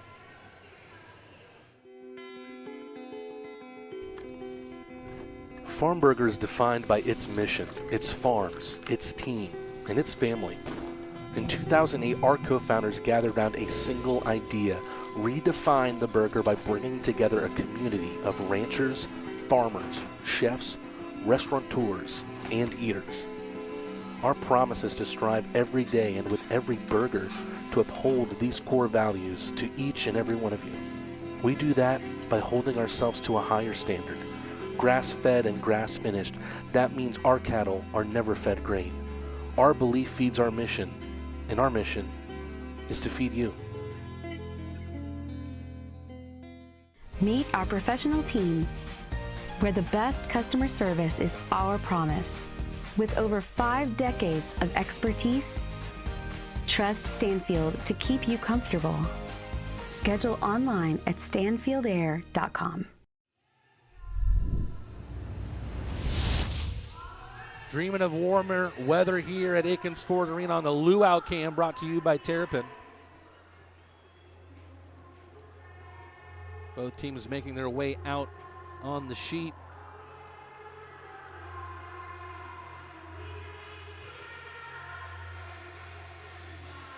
Lavalier making his way back to his crease. 17 saves on 18 shots thus far tonight. Crustacean Nation has been treated to some tremendous goaltender performance thus far this season. Face-off win for Athens. Hasn't been a lot of trouble for Skinner in this second period. There's been a quantity of shots in the second for Athens, but maybe not necessarily quality.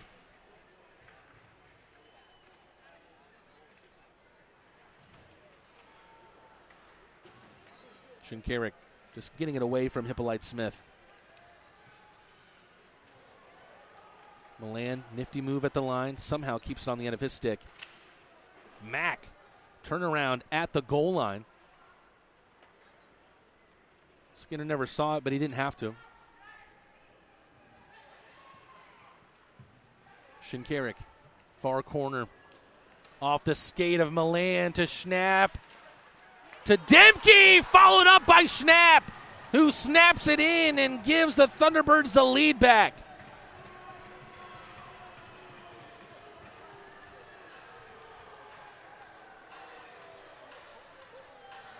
Sometimes those agitators, those irritators, they get themselves into the dangerous areas, make a nuisance of themselves, and get themselves on the score sheet. That's what Schnapp did there. Right place, right time.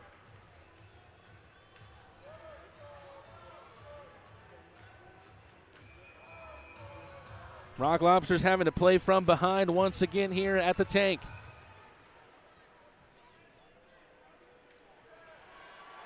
Uh-oh. Schnapp and Mott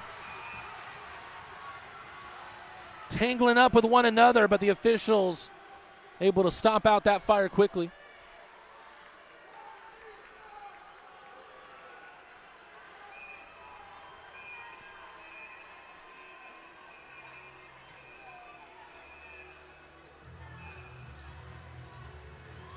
A lot of blowing of the whistle here from the officials. I'm not sure what's happening. I think Thompson came out on the ice, despite there being 5 Rock Lobsters after Schnapp got involved with Mott.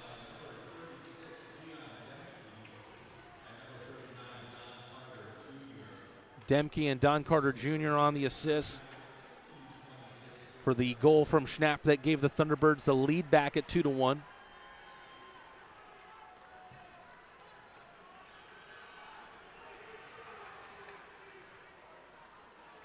Thunderbirds trying to shift the momentum on their season. Game 3 against the Rock Lobsters in this series is going to prove to be an important one. It's getting real antsy out there and real physical. Mott, 4 forwards on the ice right now. Puck loose out in front. Skinner does enough.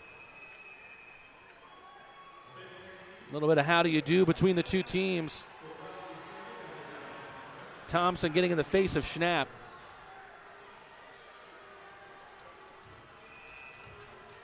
Thompson has been looking for his opportunity to show the fans here at Akins Ford Arena what he's capable of.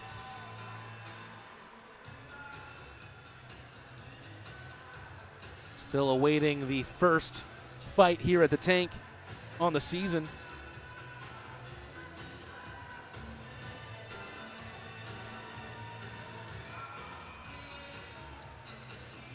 Lavalier beaten for the second time tonight. And now there's more for the team in front of him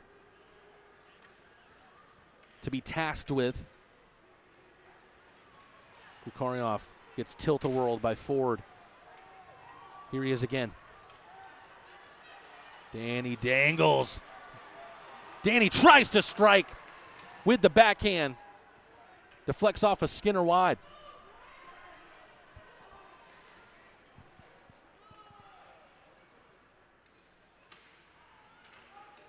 Johansson can't get it away from Kramer. Kramer, a beautiful move, but then it came off the blade of his stick. Just a much better period all around from the Thunderbirds. I think no doubt the best 20 minutes that we've seen from Twin City here at the tank. Lavalier closes up the quads. Johansson sends it away. Icing against the Rock Lobsters.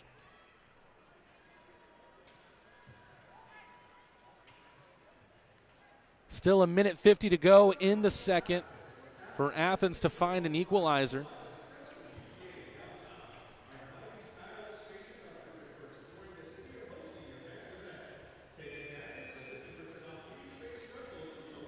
Goal from Schnapp came at the 16:15 mark.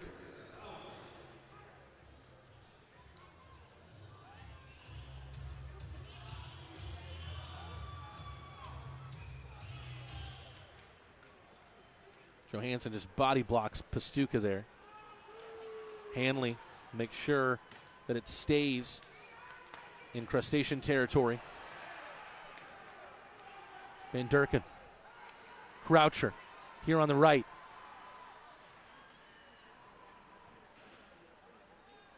Croucher. So many points on the year for him. Came into the game ranking 3rd in the FPHL with 12. Greco making himself known against Schnapp. Puck into the protective netting. Approaching the final minute of play.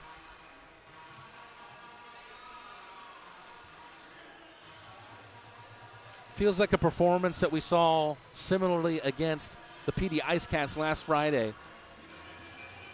The Rock Lobsters need to find another gear here. They need to find it soon.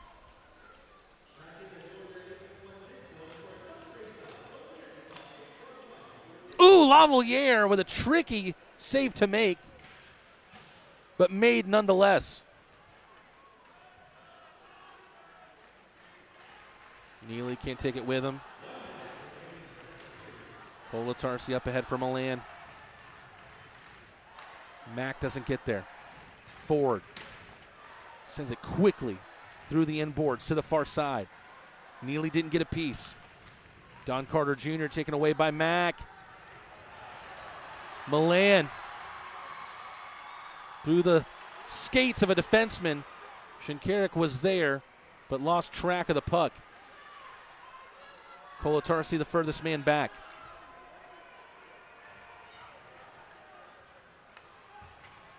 Mack up ahead for Neely. Doesn't have many options with him. Just pushed it toward the slot, toward Virgili. Time stops with 11.5 to go.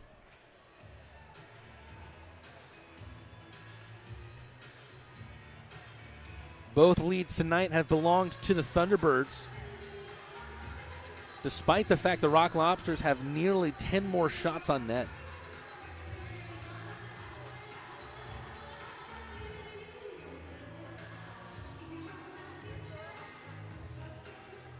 Virgili and Ford.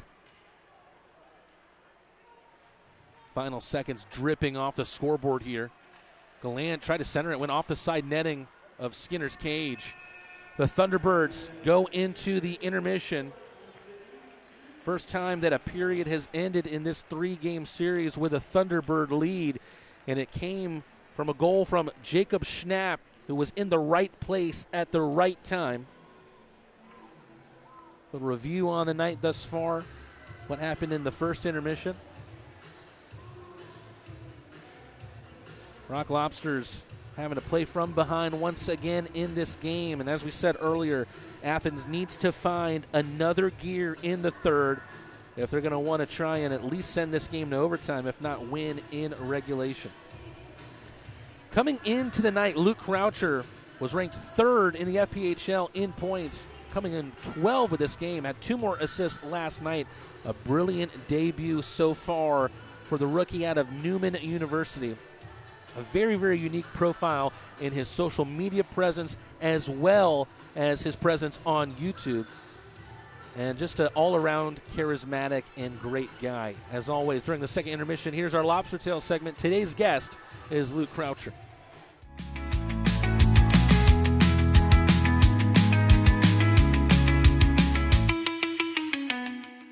Hey there, Crustacean Nation, and welcome back to Lobster Tales on the Athens Rock Lobster Network. It's the go-to way for you fans to learn more about your favorite players. As always, I'm your host, Mateen Rad, and my guest on this episode currently leads Athens in scoring, and he's made the transition from college to the pros look easy. Welcome to the show, Luke Croucher. Thanks so much for joining me, Crouchy. Thank you, Mateen. I appreciate you having me on the show today. I'm excited to see what this brings. Of course, man. We got to have you on, especially with the kind of run you're having. I mean, we talked about how easy you've made the transition look, but can you tell us firsthand how that step up in competition has felt for you in your first 4 games? Yeah, I mean, I think just being able to build habits and routines is like a big part of what I do. I think that was like, I think the adjustment, surprisingly, college versus pro, the game slows down a little bit. A lot of people wouldn't realize that. When they come to this level, you expect a lot more because you think it's like pro level, but you don't realize like the guys are a lot smarter. They think the game more, and it's more kind of understanding. How do you adapt to that? How do you think the game more? And that's kind of the step I'm trying to take in my game. Obviously, it helps having a little bit of speed up the middle and on the wings, but nothing but awesome teammates and everything like that. So pretty fun adjustment, honestly, from college to pro. Whatever line you've been on so far, you've been making important contributions on. Most recently, you've been centering the two Russians in Gleb Bandurkin and Danil Glukaryov. How does it feel to be playing between those two right now? It's actually exciting. They play with free will. I think Danny and Gleb are they gel so well together. So it's just, you're just trying to contribute to what they're doing. They have good chemistry together. They've been absolutely amazing. And I love the fact that they're both players that take risks in their games. I think a lot of players, just even minor hockey players, just don't take enough risks. And that's why they don't see rewards. And they're fun to be around because they're so creative, and it helps me keep my free will as well to do great things. So I think all of a sudden we just kind of fell into line with each other against I believe PD there this past weekend, and it just worked and it sparked, and it's something that's positive. Yeah, it seems like they're getting in good spots, and you're doing a really good job of finding them right now. Going back to the beginning of this year, what can you tell us on how the opportunity with the Rock Lobsters emerged for you? I do know that you and Coach Rutz kind of go way back a little bit. Yeah. So Coach Rutz and I, we never really crossed paths with each other at any points, but we were kind of embedded into organizations at one point. I believe it was the Oakville Blades, and he also knew past coaches of mine when I played Junior B for the Hamilton Kilty Bees in the Greater Ontario Junior Hockey League. And it was just kind of, it's just how hockey goes. Like one phone call here, one phone call there. He made a phone call to Newman, and then he realized that I was at Newman. He made the connection. He tried to get two of our players from Newman down there. Unfortunately, only one of us got down here in the end, and I've been just fortunate that this connection's happened. I was honestly debating hanging up the boots this year, and I'm actually just thrilled I just took kind of the opportunity to do this and just try it out and see what happens. And now we're here. I think even more opportunities are going to come for you down the line as well, Crouchy, with the way you've been playing. It might not just be on the ice either. You might need to teach me how to get some more YouTube views and subscribers, man. You have nearly 3,000 subs, more than 100,000 views on your YouTube channel, where you've documented what it's like to be a D3 hockey player at Newman University. Yeah. I was curious, what inspired you to put your story out there like that? I think there's a lot in the hockey process nobody sees. I think when you become a pro, I see NHL players, and I always was like, why can't I just see what they do every day to get to where they are? And I didn't know whether I was going to continue playing or not. That's why I thought it was important to make sure I just documented the process too. There's actually 5 to 10 videos that are unseen, that are unedited and like ready to come out. So there's a lot more coming this way. I just took my senior year to just enjoy it, not worry about all the sparkly stuff, I guess. And yeah, it was just kind of like figuring out what if I was a kid who was 10 years old again, what would I want to see? And I think a lot of it actually came from my roommates pushing me. I'll shout out my old goaltender, Cole DeFazio. He pushed me into actually creating YouTube and starting YouTube because he used to watch a bunch of goalies who used to make content and Dana Life content. And now I see like Willie Stiles making Dana Life videos on YouTube. It's kind of cool that it all emerged like this, but I feel like this is just the beginning now, and now I can document my pro journey. So it only piggybacks onto other things and hopefully greater things to come.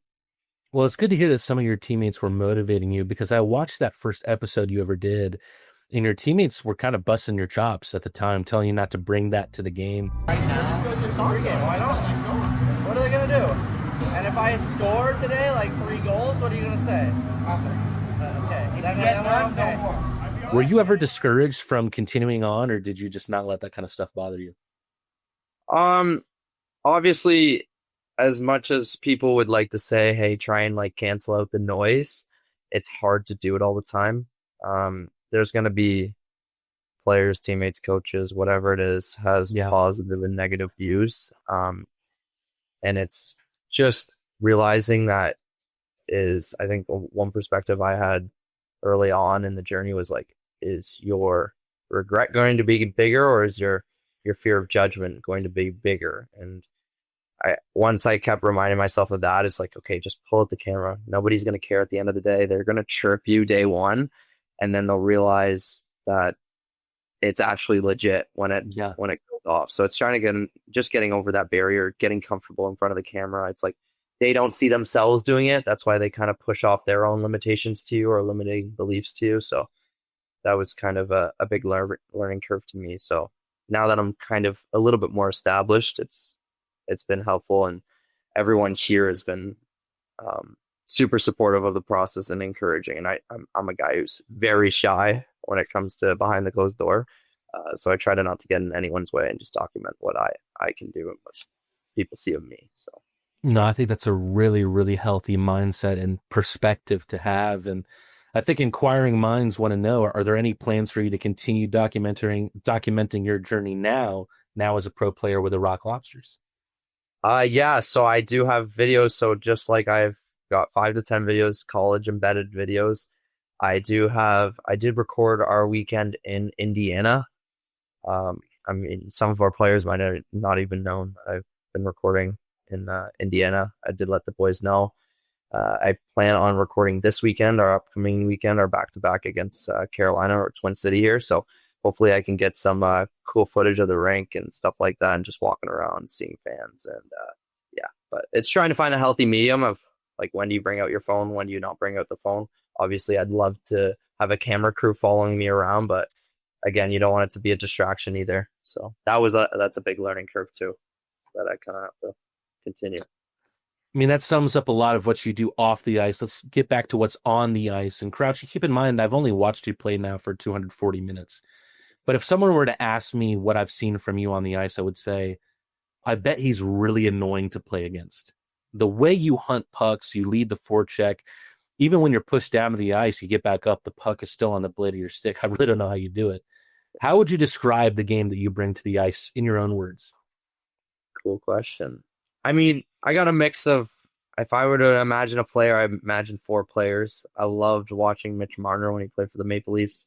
I love watching William Nylander, just his skill and his poise, and Nikita Kucherov. Those guys I aspire to play like that skill, but I also have the grit of wanting to be like Brad Marchand. Everybody hates playing against him, but everyone loves it when he plays for them, plays with them. So just having a combination of that, and just realizing that, hey, you don't know when your last game's going to be, so you might as well put it on the line when you can. I know that I learned a lot in college. We worked like dogs, and shout out to my coach at Newman, Mike Hedden. He taught me a lot for the 2 years I had him, or a year and a half I had him there. And I'm hoping I can just continue to keep the ball rolling here. So that's kind of a description of my game, if any. It might be presumptive of me, but I think if there was one person on the team that had a similar game to you, it might be Garrett Millan. I mean, an MVP last year. Right now, you're getting off to a hot start. Has there been anything that you've tried to pick up from Millsy's game since you two have started to share the ice? Yeah, for sure. I see him, and we look. I'm not saying we look alike. I'm saying we play probably pretty similar games. And both being very, we've been chirped before. He says he's still taller than me, or says I'm the midget on the team. But it's good to know guys who've been successful. Like, he played at St. Cloud for, I think, 4 years there.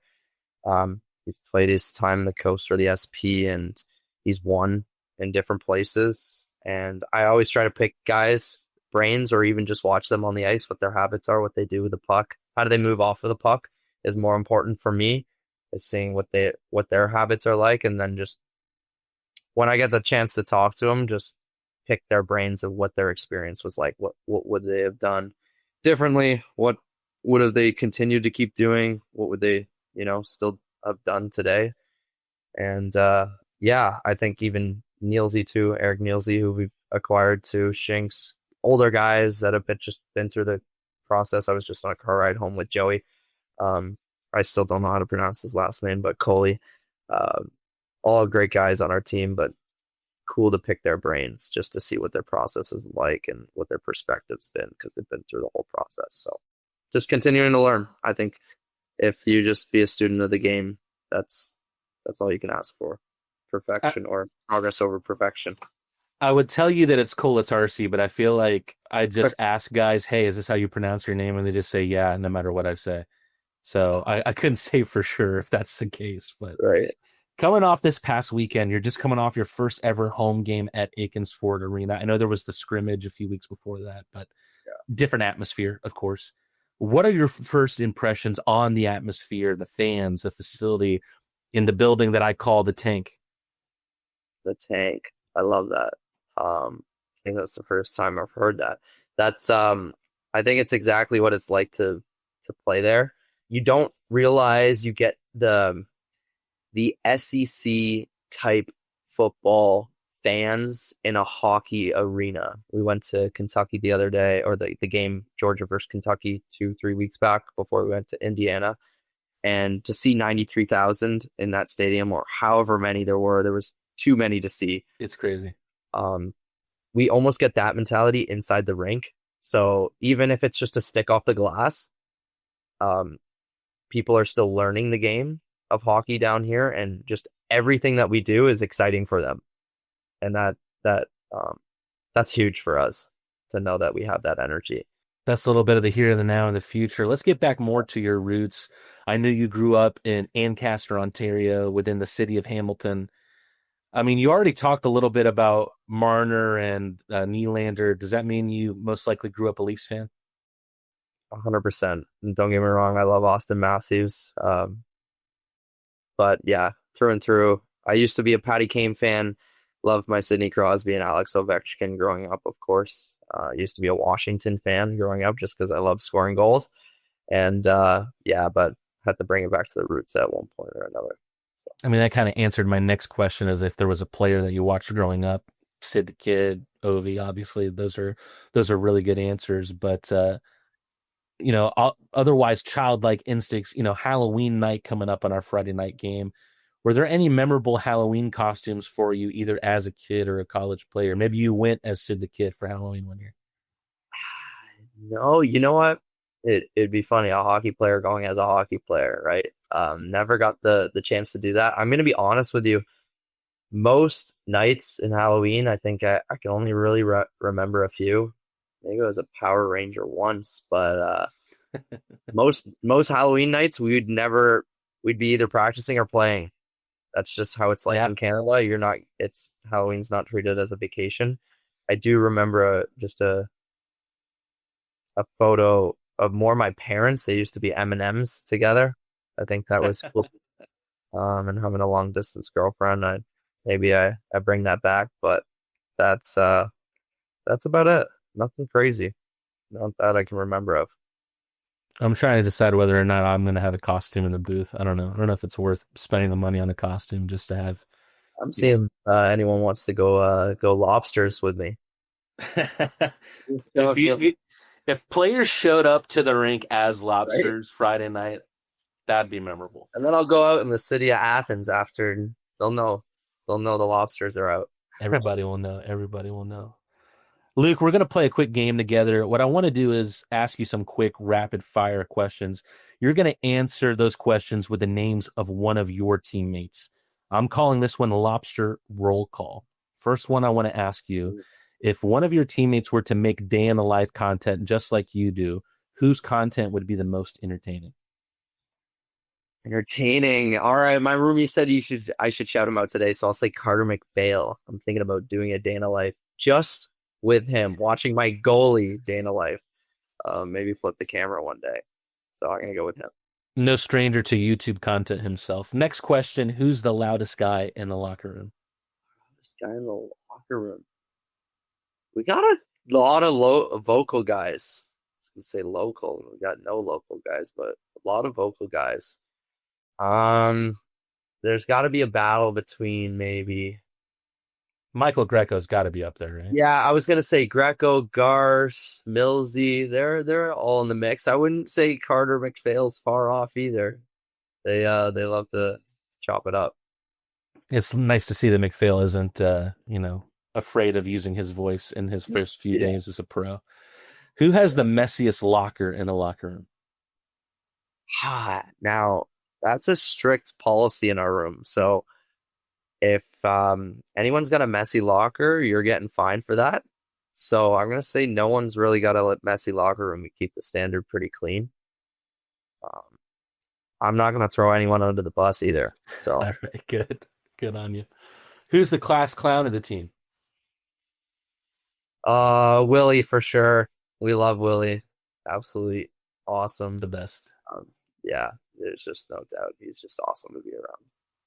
Who's got the best drip? Best drip.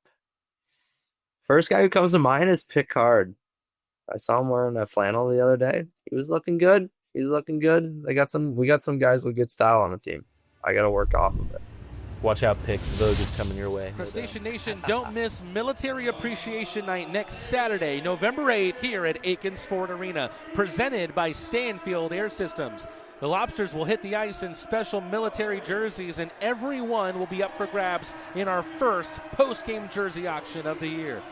You can also support our service members through the Hockey for Heroes campaign. Just look under the Fan Zone tab at rocklobstershockey.com. Also, grab your replica jerseys at the Rock Shop while they last. That's Military Appreciation Night, November 8th, presented by Stanfield Air Systems. Come help us honor those who serve. Hey, to cut off our Lobster Tales segment early, of course, you can catch all of our Lobster Tales and Coach's Corner interviews here on the official Athens Rock Lobster YouTube page. If you haven't already, make sure you like the stream, subscribe to play a part in our world-famous chat, and ring the bell to stay notified of all future Coach's Corners and Lobster Tales. Make your home feel brand new. Dalton Carpet One has the flooring you've been dreaming of. Visit DaltonCarpet1.com today and step on to style. The lone goal in the second period belonged to one of the great irritators this league has seen. Jacob Schnapp snapped one past Lavalier. And with the level of compete and also the level of physicality between these two teams in the second period, I wonder if we will see the first Akins Ford Arena fight between these two teams in the third period. Might be that man on the left if it's going to happen, Elias Thompson. William Lavalier getting locked in, but his team in front of him needs to get locked in as well. Earnestly, I think it was somewhat of a flat performance in the second period. The Classic City Crustaceans need to make this a classic game in the third and find another gear. Good start for Milan and Athens as the Magic Man is able to win the faceoff. Got between the legs of Joe Mack, but he gets a bit of a stick on it, no icing. Touchdown by Milan. Sent to the far boards for Neely. Getting there first was Farmer. Farmer up ahead. Lavalier plays it in the trapezoid. Not a lot of pressure coming from the Thunderbirds in that situation. Shinkarik slaps it off the glass. Good step up there from Cade Hanley. Hanley to the near side for Zach White. Centers it. Hanley with a shot. Quickly came right back at Hanley. Centering pass. Just missed Zach White. Would have been a dangerous opportunity for the Thunderbirds. Garrett Milan rips a shot. Came up high on Skinner. May have made the save with his mask there. White, a very, very quick skater, trying to feed Schnapp for his second. Greco. Played with the foot of Shinkarik. Mott copies him. Mott over the center. Shot just missed. Skinner covers up with the glove. Mott still on the hunt for his first goal for the Rock Lobsters since coming over from the reigning Commissioner's Cup champions, the Binghamton Black Bears. Mott just a couple weeks away from returning to Binghamton for a 2-game set against the Black Bears. Virgili slaps it off the far boards, picked up by Gallant. Gallant does a good job there to shrug off Pastuca. Virgili right in the midsection as Skinner makes the save with the bread basket.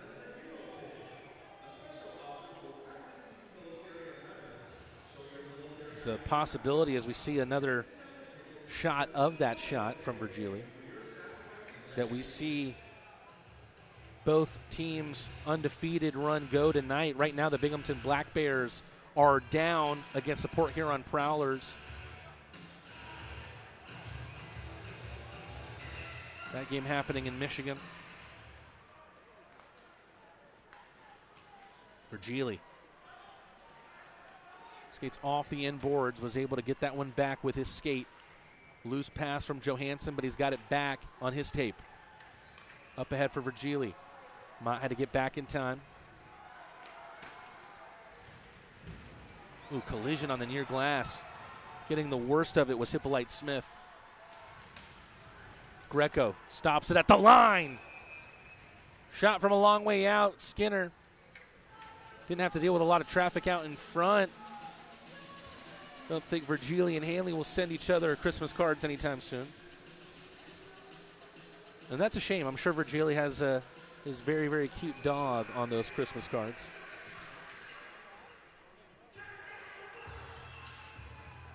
Virgili off the ice. Croucher, Glukaryov, and Van Durken here. Shinkarik off the pad of Skinner. Great performance from Skinner in his first game against Athens this year. Impressed last year in a few appearances for Carolina, now known as Twin City. Was able to get an ECHL appearance with the Atlanta Gladiators. So may have shared the ice with Eric Neely at some point. Poked away from Don Carter Jr. Van Durken ties up the defenseman from California. Lofted toward the net. Don Carter Jr.'s there. Shinkarik with a defensive play with his stick. Ford wide of the mark. Kolatarsi has time. Dobles takes a hit from Glukaryov, who tries to shake the biscuit free. Van Durken, Glukaryov. Really good defensive move from Farmer. No icing, say the referees. Athens needs to stay disciplined in its approach. Stay out of the box in the third period. Milan has Neely behind him. Neely, great little move. Skinner with another save. He's made 33 thus far on the night.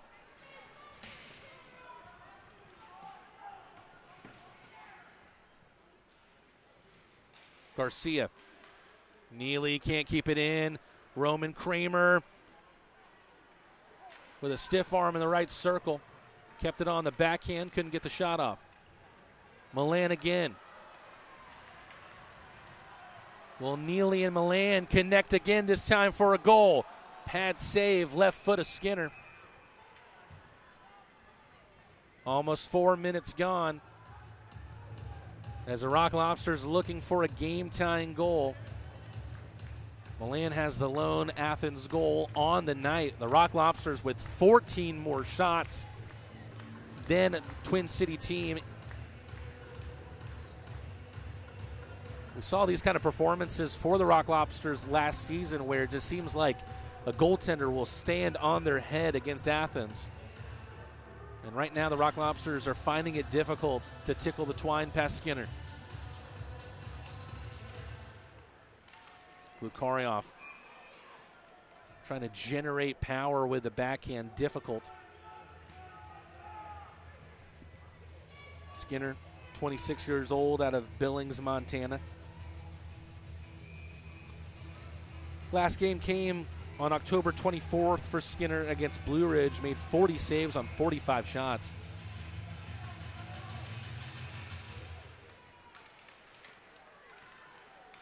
Van Durken settles it. Johansson off the boards toward Croucher. Dobles takes the body on Croucher. Oh, a heavy hit into the glass as Hippolyte Smith goes high on Van Durken. Glukarioff, who goes way back with Van Durken, getting in Hippolyte Smith's face. Van Durken still not back up off the ice. That's an ugly scene there. A dirty, dirty hit from Hippolyte Smith.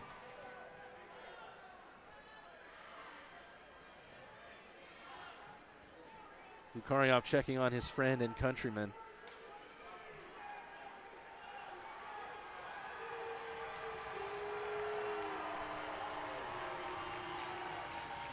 We'll see if this is just a 2-minute infraction against Hippolyte Smith.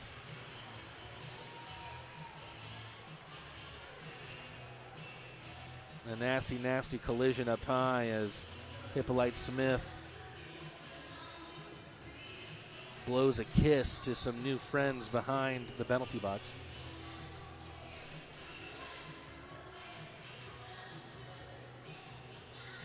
Hippolyte Smith, you know, cheekily so now in the penalty box, but that could give Athens the gas it needs, the gas it's been looking for.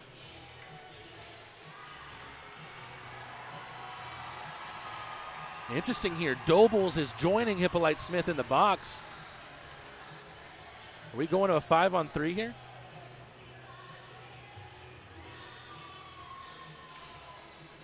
Both captains, Shinkarik and Butita, both wearing number 14, having this situation explained to them.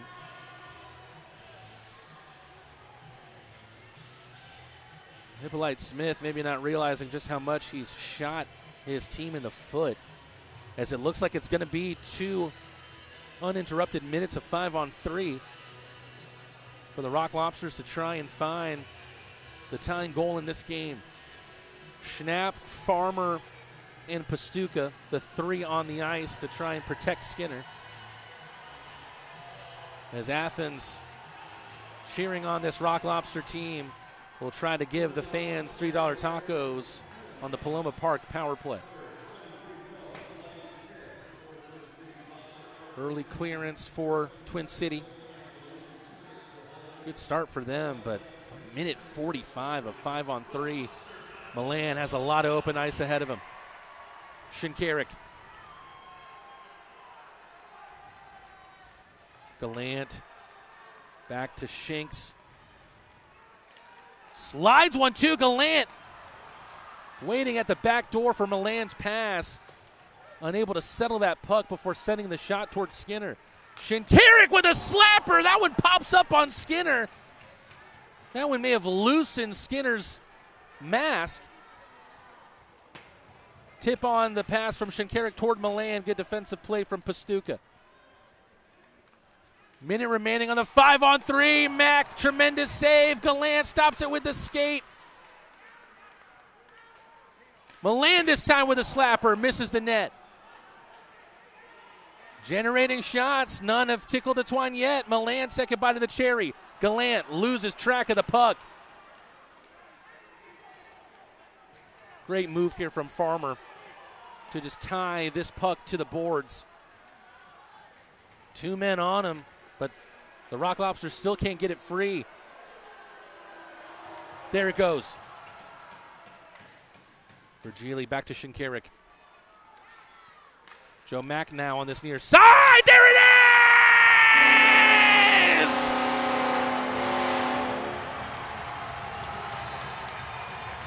The Rock Lobsters gather around their new rookie, Joe Mack. It's not the return of the Mack, it's the arrival.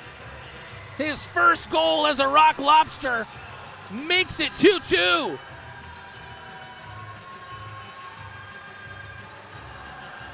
We'll see if we get confirmation who got the final touch there. Gallant making his presence known at the back door. But Mack was the one that led the line back toward the bench. If that is the case, it is his first professional goal.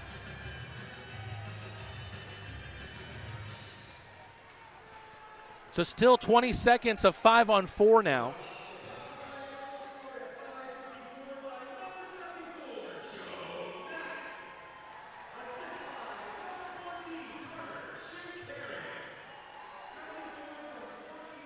Shinkarik, the lone assist on Mack's goal.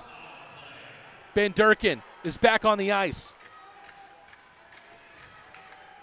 Both teams back at even strength now. Ooh, another little tip out in front. Van Durkin looking for his revenge. But the Rock Lobsters have given Athens fans $3 tacos for 24 hours through the FanSaves app.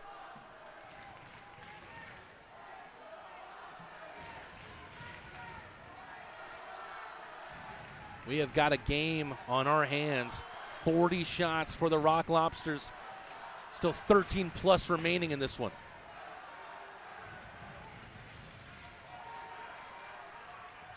Sent away by Twin City.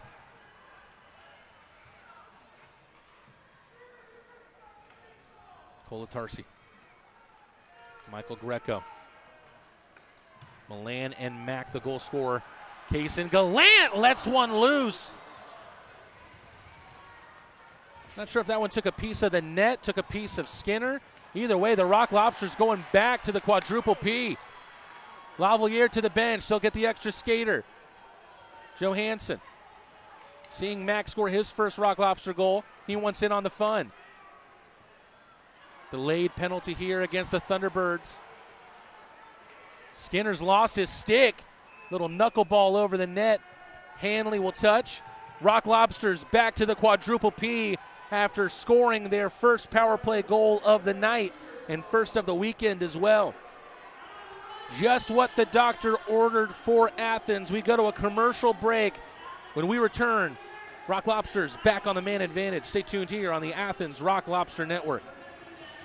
Every business owner who's built a business wonders about their company's legacy. What's the path forward after they decide to take a step back? At the heart of every succession plan is a vision that safeguards hard-earned success. This isn't just paperwork. It's your roadmap, guiding a business during a change in ownership and detailing how ownership transitions and key financial decisions unfold. This instills a profound sense of pride, belonging, innovation, and commitment, ensuring a stable future for the company and a rewarding exit for you. Let's forge that path together. Is this thing on? Perfect.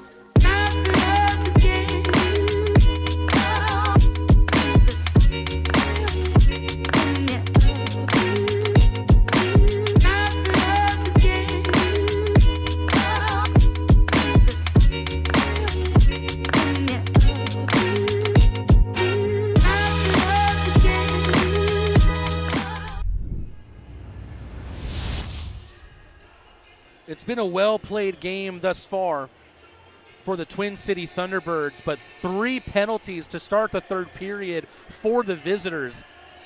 You have to say there's an air of what are they doing here in the third period? Giving this Athens team, which is top of the league in power play, another chance on the man advantage, this time to try and take the lead.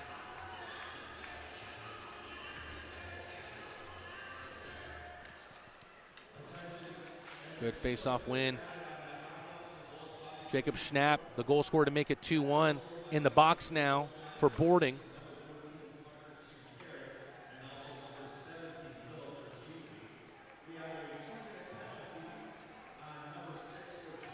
Milan. Up ahead for Virgili. Carter Shinkarik will have to retrieve as Athens recycles on this power play. Correction on Joe Mack's goal. It's now from Shinkarik and Virgili. More on that later because there's a little bit of Milan magic centering it for Virgili. Blocked out in front. Falls back to Shinkarik. Milan through the skates of Mack. Pastuca helps it toward Farmer. Twin City on the shorthand here. Farmer never got the shot off.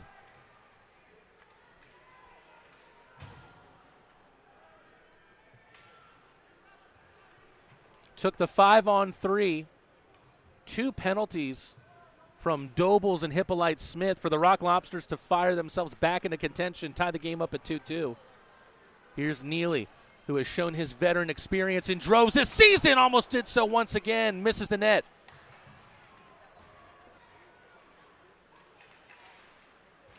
Croucher with Van Durken next to him. Glukaryov supporting the flow of play. Kolatarsi, fake slapper, wrist shot. Saved by Skinner. Croucher tries to kill the momentum on that puck. Glukaryov, a ripper, Van Durken!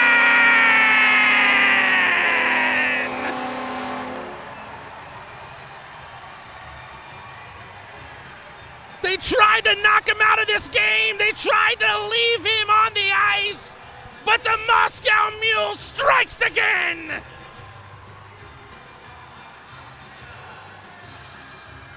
Poetic moment for the Rock Lobsters, who take their first lead of the game. Van Durken placing himself in the slot. The shot, I believe initially from Glukaryov, took a block, falls right onto the stick of Van Durken. Athens leads 3-2.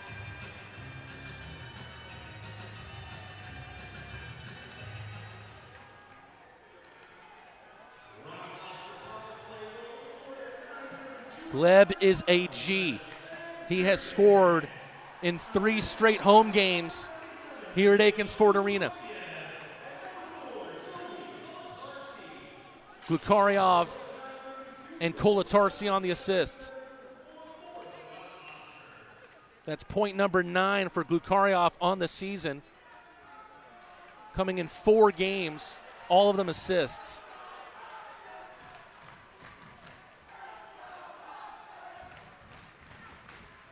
And it has come from a lack of discipline from Twin City in the third period. 3 minor penalties, a 5-on-3 goal for the Rock Lobsters, courtesy of Joe Mack. Back on the Paloma Park power play. This time it was Van Durken. Mott to Gallant. Rosenbaum out in front. Rosenbaum whacks at it, takes a whack back from Skinner.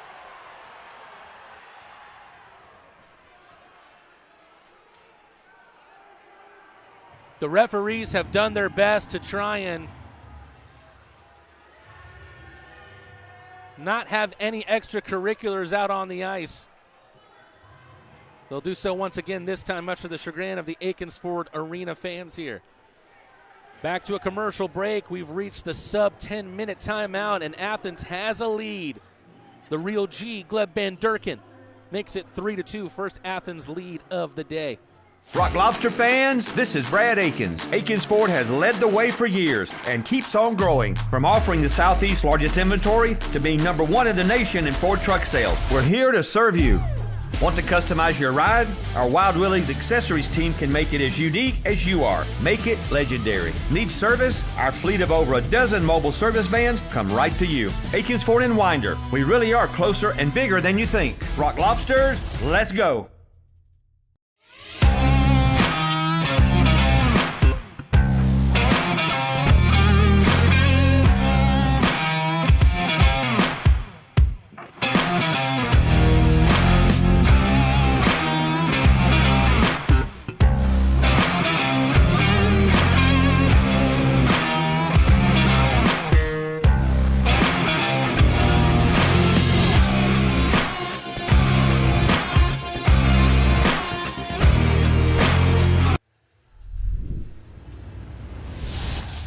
Game reminiscent of the comeback that the Rock Lobsters pulled off last Friday against the PD Ice Cats.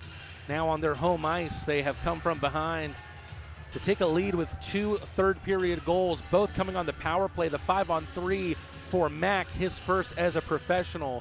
And then the Moscow Mule, Gleb Van Durken, who has scored in every home game thus far for the Rock Lobsters. in the commercial break.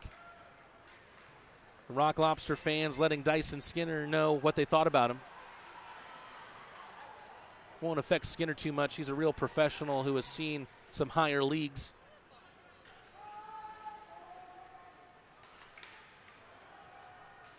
Ooh, a whiff there. Neely will pounce on it. Mistake from Pastuca. Mack can't find Milan.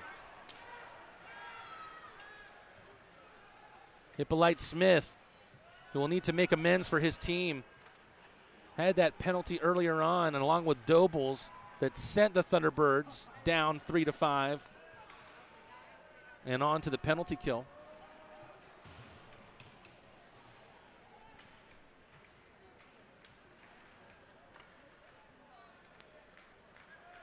Lofted ahead, over the head of Glukaryov.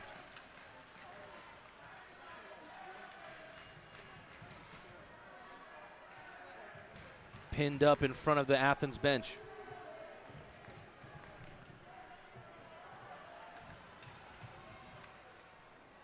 Van Durkin to the left.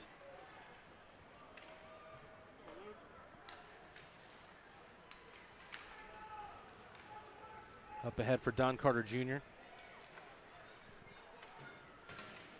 Sounds like some fans are experiencing some choppiness. Trying to figure that out. I think it's internet coming in and out here at Akins Ford Arena. Hasn't happened to me much here as we see Daniil Glukaryov find Kolatarsi with a cool-looking pass. Glukaryov looking for Galan out in front. Back to Glukaryov. Still an opportunity. Virgili gets blocked out by Schnapp. Virgili again. Trickles wide after the deflection. Kolatarsi one-timer. Glove saves Skinner.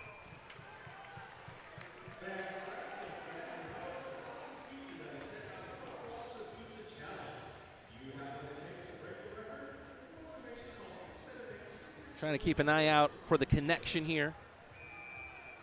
Looks like it's been restored to excellent according to my YouTube live control room. Hope that remains the case because this is an exciting one between these two teams. Two teams that hope to be contenders for the top of the Continental Division, just as they both were last season. Mott, good win back, Virgili! Galan out in front, Skinner stops two.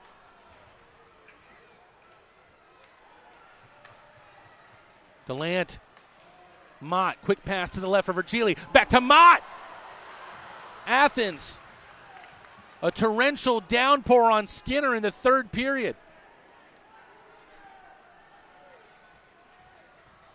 Rock Lobsters generating opportunities with their forecheck. Shinkarik makes a step up from the line.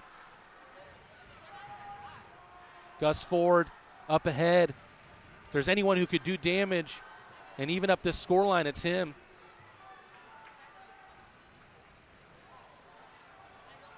Zach White can't center it.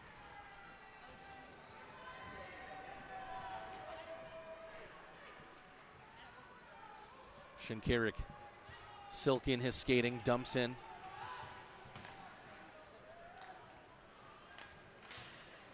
Joe Mack, tenacious. Can't win it back though, and then Dobles puts it into his own bench. 6:09 remaining, and the Rock Lobsters haven't been trying to hold on here. They've been trying to double their advantage. Two third-period goals, both belonging to the hosts. Mack with a 5-on-3 on the power play. Van Durkin with a 5-on-4 on the power play. First Athens lead came in this period, 3-2. That's where we are now. Mack, Milan, and Neely back out there.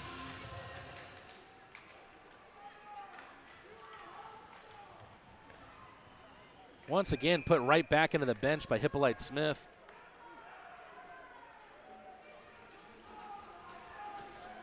Hippolyte Smith out of Milton, Ontario, a Canadian of Jamaican descent. ACHA hockey with Davenport University in Michigan.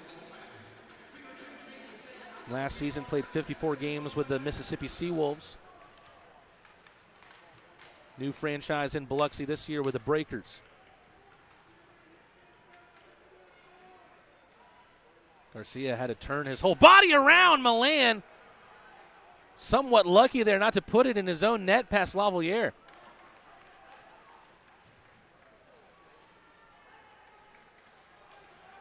Numbers ahead. On-man rush for the Rock Lobsters. Nearly to Mack. Didn't hit his stick.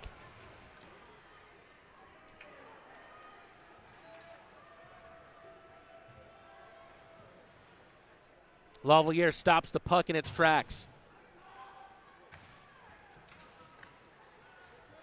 I'm losing my voice, but the Rock Lobsters are not losing their fire in the third period. Danny Dangles, there it is!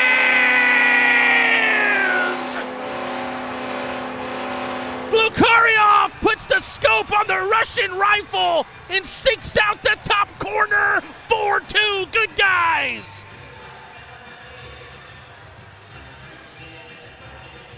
Let's take another look. Glukharov with speed over the blue line.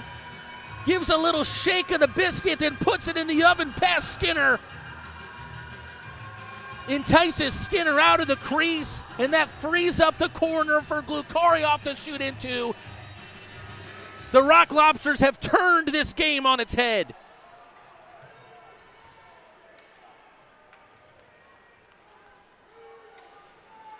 The Rock Lobsters coming out of their shell in the third period, and the Thunderbirds are shell-shocked.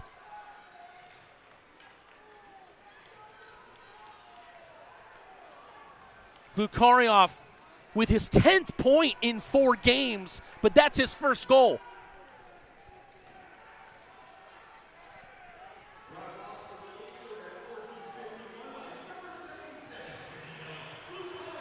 And now Twin City down 2 here. The 2 Russians combining on that goal. Glukharov from Bandurkin. Both men played together in the 3rd tier of Russian hockey a few years ago. Before we knew that Glukharov was coming back, Bandurkin telling me that he was good friends with Glukharov, happy to be reunited in the Classic City. And they've shown that in their play together this season. Virgili from distance, off the blocker of Skinner. The Thunderbirds giving Gallant time and space. Mott misses the net. I think that should be a hand pass there against Twin City. Was slapped down by Schnapp. Rock Lobsters won't care if they could carve out an opportunity from it. Instead, it's sent down the length of the ice. Icing. What a thrilling third for the Rock Lobsters, but not from a Twin City perspective. Glukharov gives Athens a 4-2 lead. Can they close this one out here at the tank? Stay tuned on the Athens Rock Lobster Network and find out.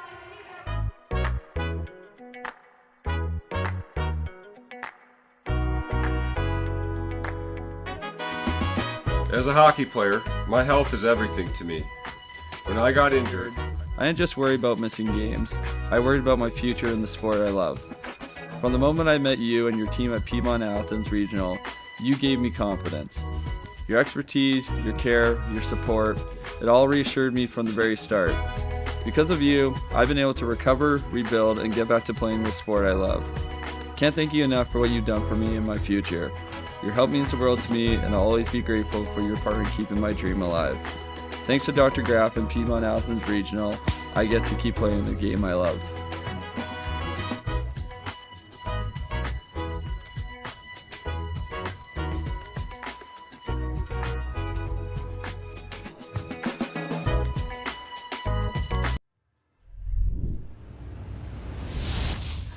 Mack, Bandurkin, and Glukharov with goals in the third period to make it a 4-2 scoreline. It's the youngsters who are flexing the muscles for the Crustaceans tonight. Very interesting development here. The Port Huron Prowlers have defeated the Binghamton Black Bears 4-1 in Michigan. If the scoreline remains the same here tonight, the Rock Lobsters will remain the only undefeated team left in the Federal Prospects Hockey League. Still 3.5 minutes of work to do. Down 2 goals. Will the Thunderbirds roll the dice and think about emptying Skinner out of the crease? More on that later. Mack drags it with him. He's going to have to drag Hanley with him too. Milan centers it. Neely!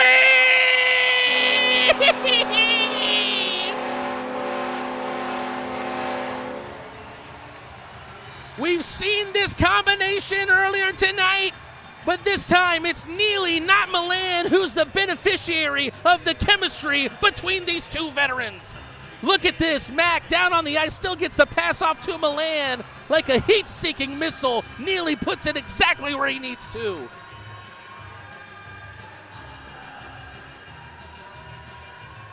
Rock Lobsters needed to find another gear in the third period. Instead, they put their team into overdrive. On the other side, what happened to this Thunderbirds team in the third?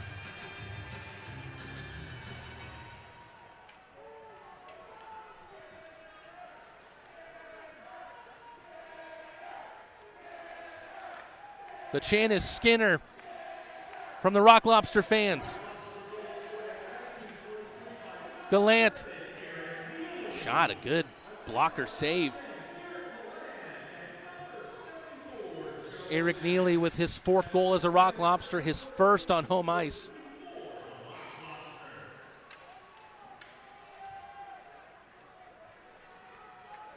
Athens have just sent a hailstorm on Skinner in the third period. Take a look at the shot on goal tally here, 52-24. Mott wins it back behind Skinner's net, but then taken away once again by White. The Rock Lobsters have logged 23 shots on net in the third period. The Thunderbirds, only 4.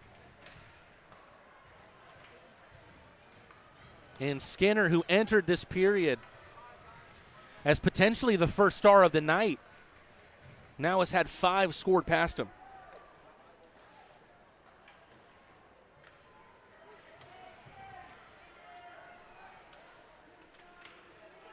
Croucher sweeps it away. Glukaryov up ahead for Van Durken. The Mule trying to get on his horse. Icing against the Rock Lobsters.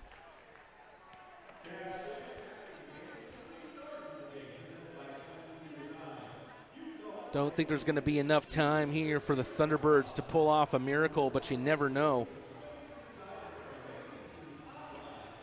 One of the best performances for the Thunderbirds this season,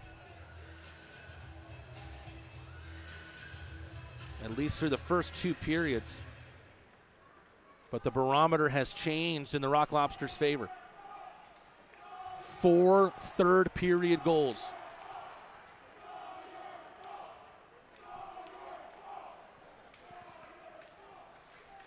Van Durken caresses that puck into his possession.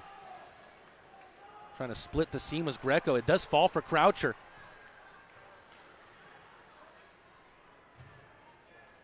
A rare quiet night for Croucher thus far.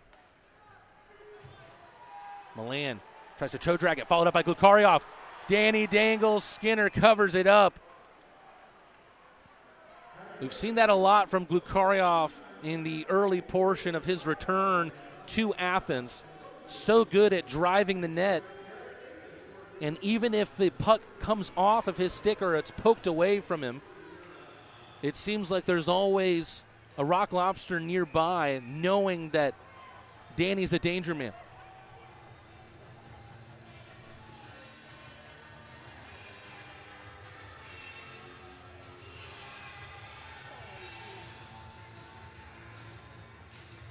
It's the last time we see a face-off between these two tonight.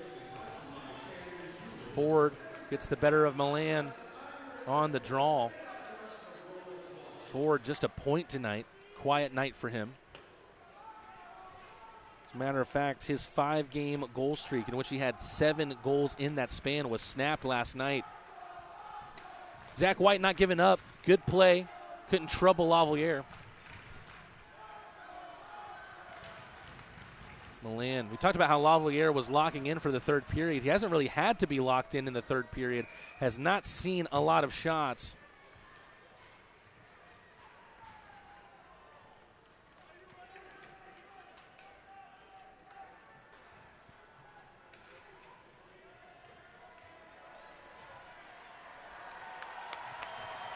The fans here at the tank getting on their feet. Against the odds, the Rock Lobsters sweep the Thunderbirds under the rug, and they are the lone undefeated team in the FPHL. 6 regulation wins, and they have 18 points at the top of the Continental Division standings.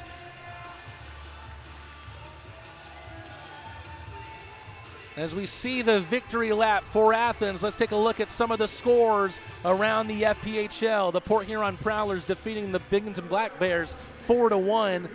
So now there's a 1 in the loss column for Binghamton. A barnstormer in Danbury, 7-5 for the hat tricks against the Watertown Wolves. PD Ice Cats up big once again against the Blue Ridge Bobcats. The Bobcats started their season well, but 2 big losses, it seems, on the card for them against PD. Tied game between Indiana and Topeka. Will the Sentinels get their first win of the season? The Monroe Moccasins trying to make it 2 straight against the Biloxi Breakers. And the Baton Rouge Zydeco have taken a 3-2 lead against the Columbus River Dragons.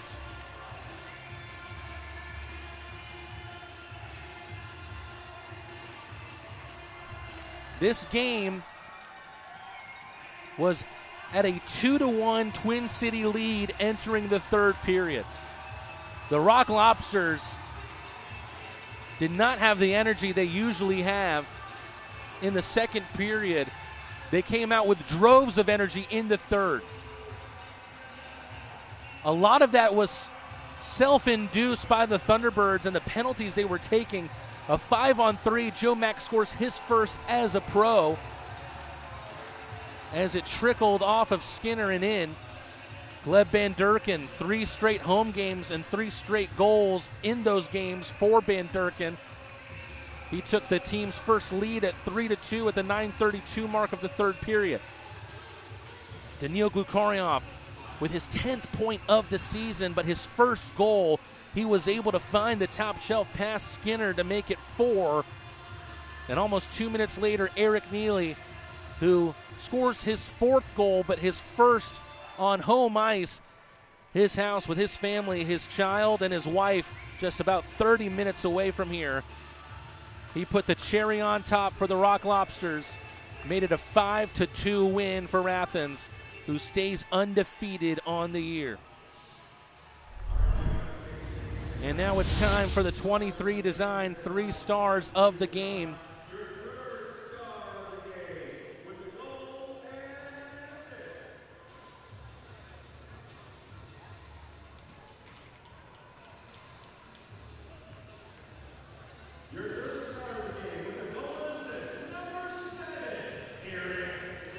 Third star of the game, Eric Neely. A goal and an assist for the veteran.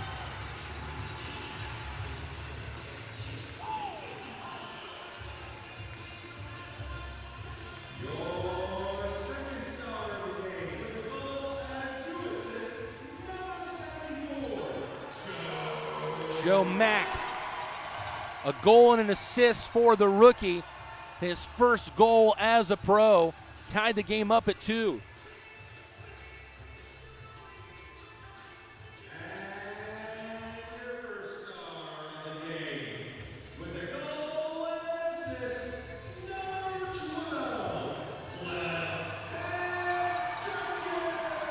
The Moscow Mule is earning himself fans with every home game played here. His 3rd straight home game with a goal here in front of Crustacean Nation. He is your first star of the night. The game winner for the Moscow Mule sealed the spoils for Athens.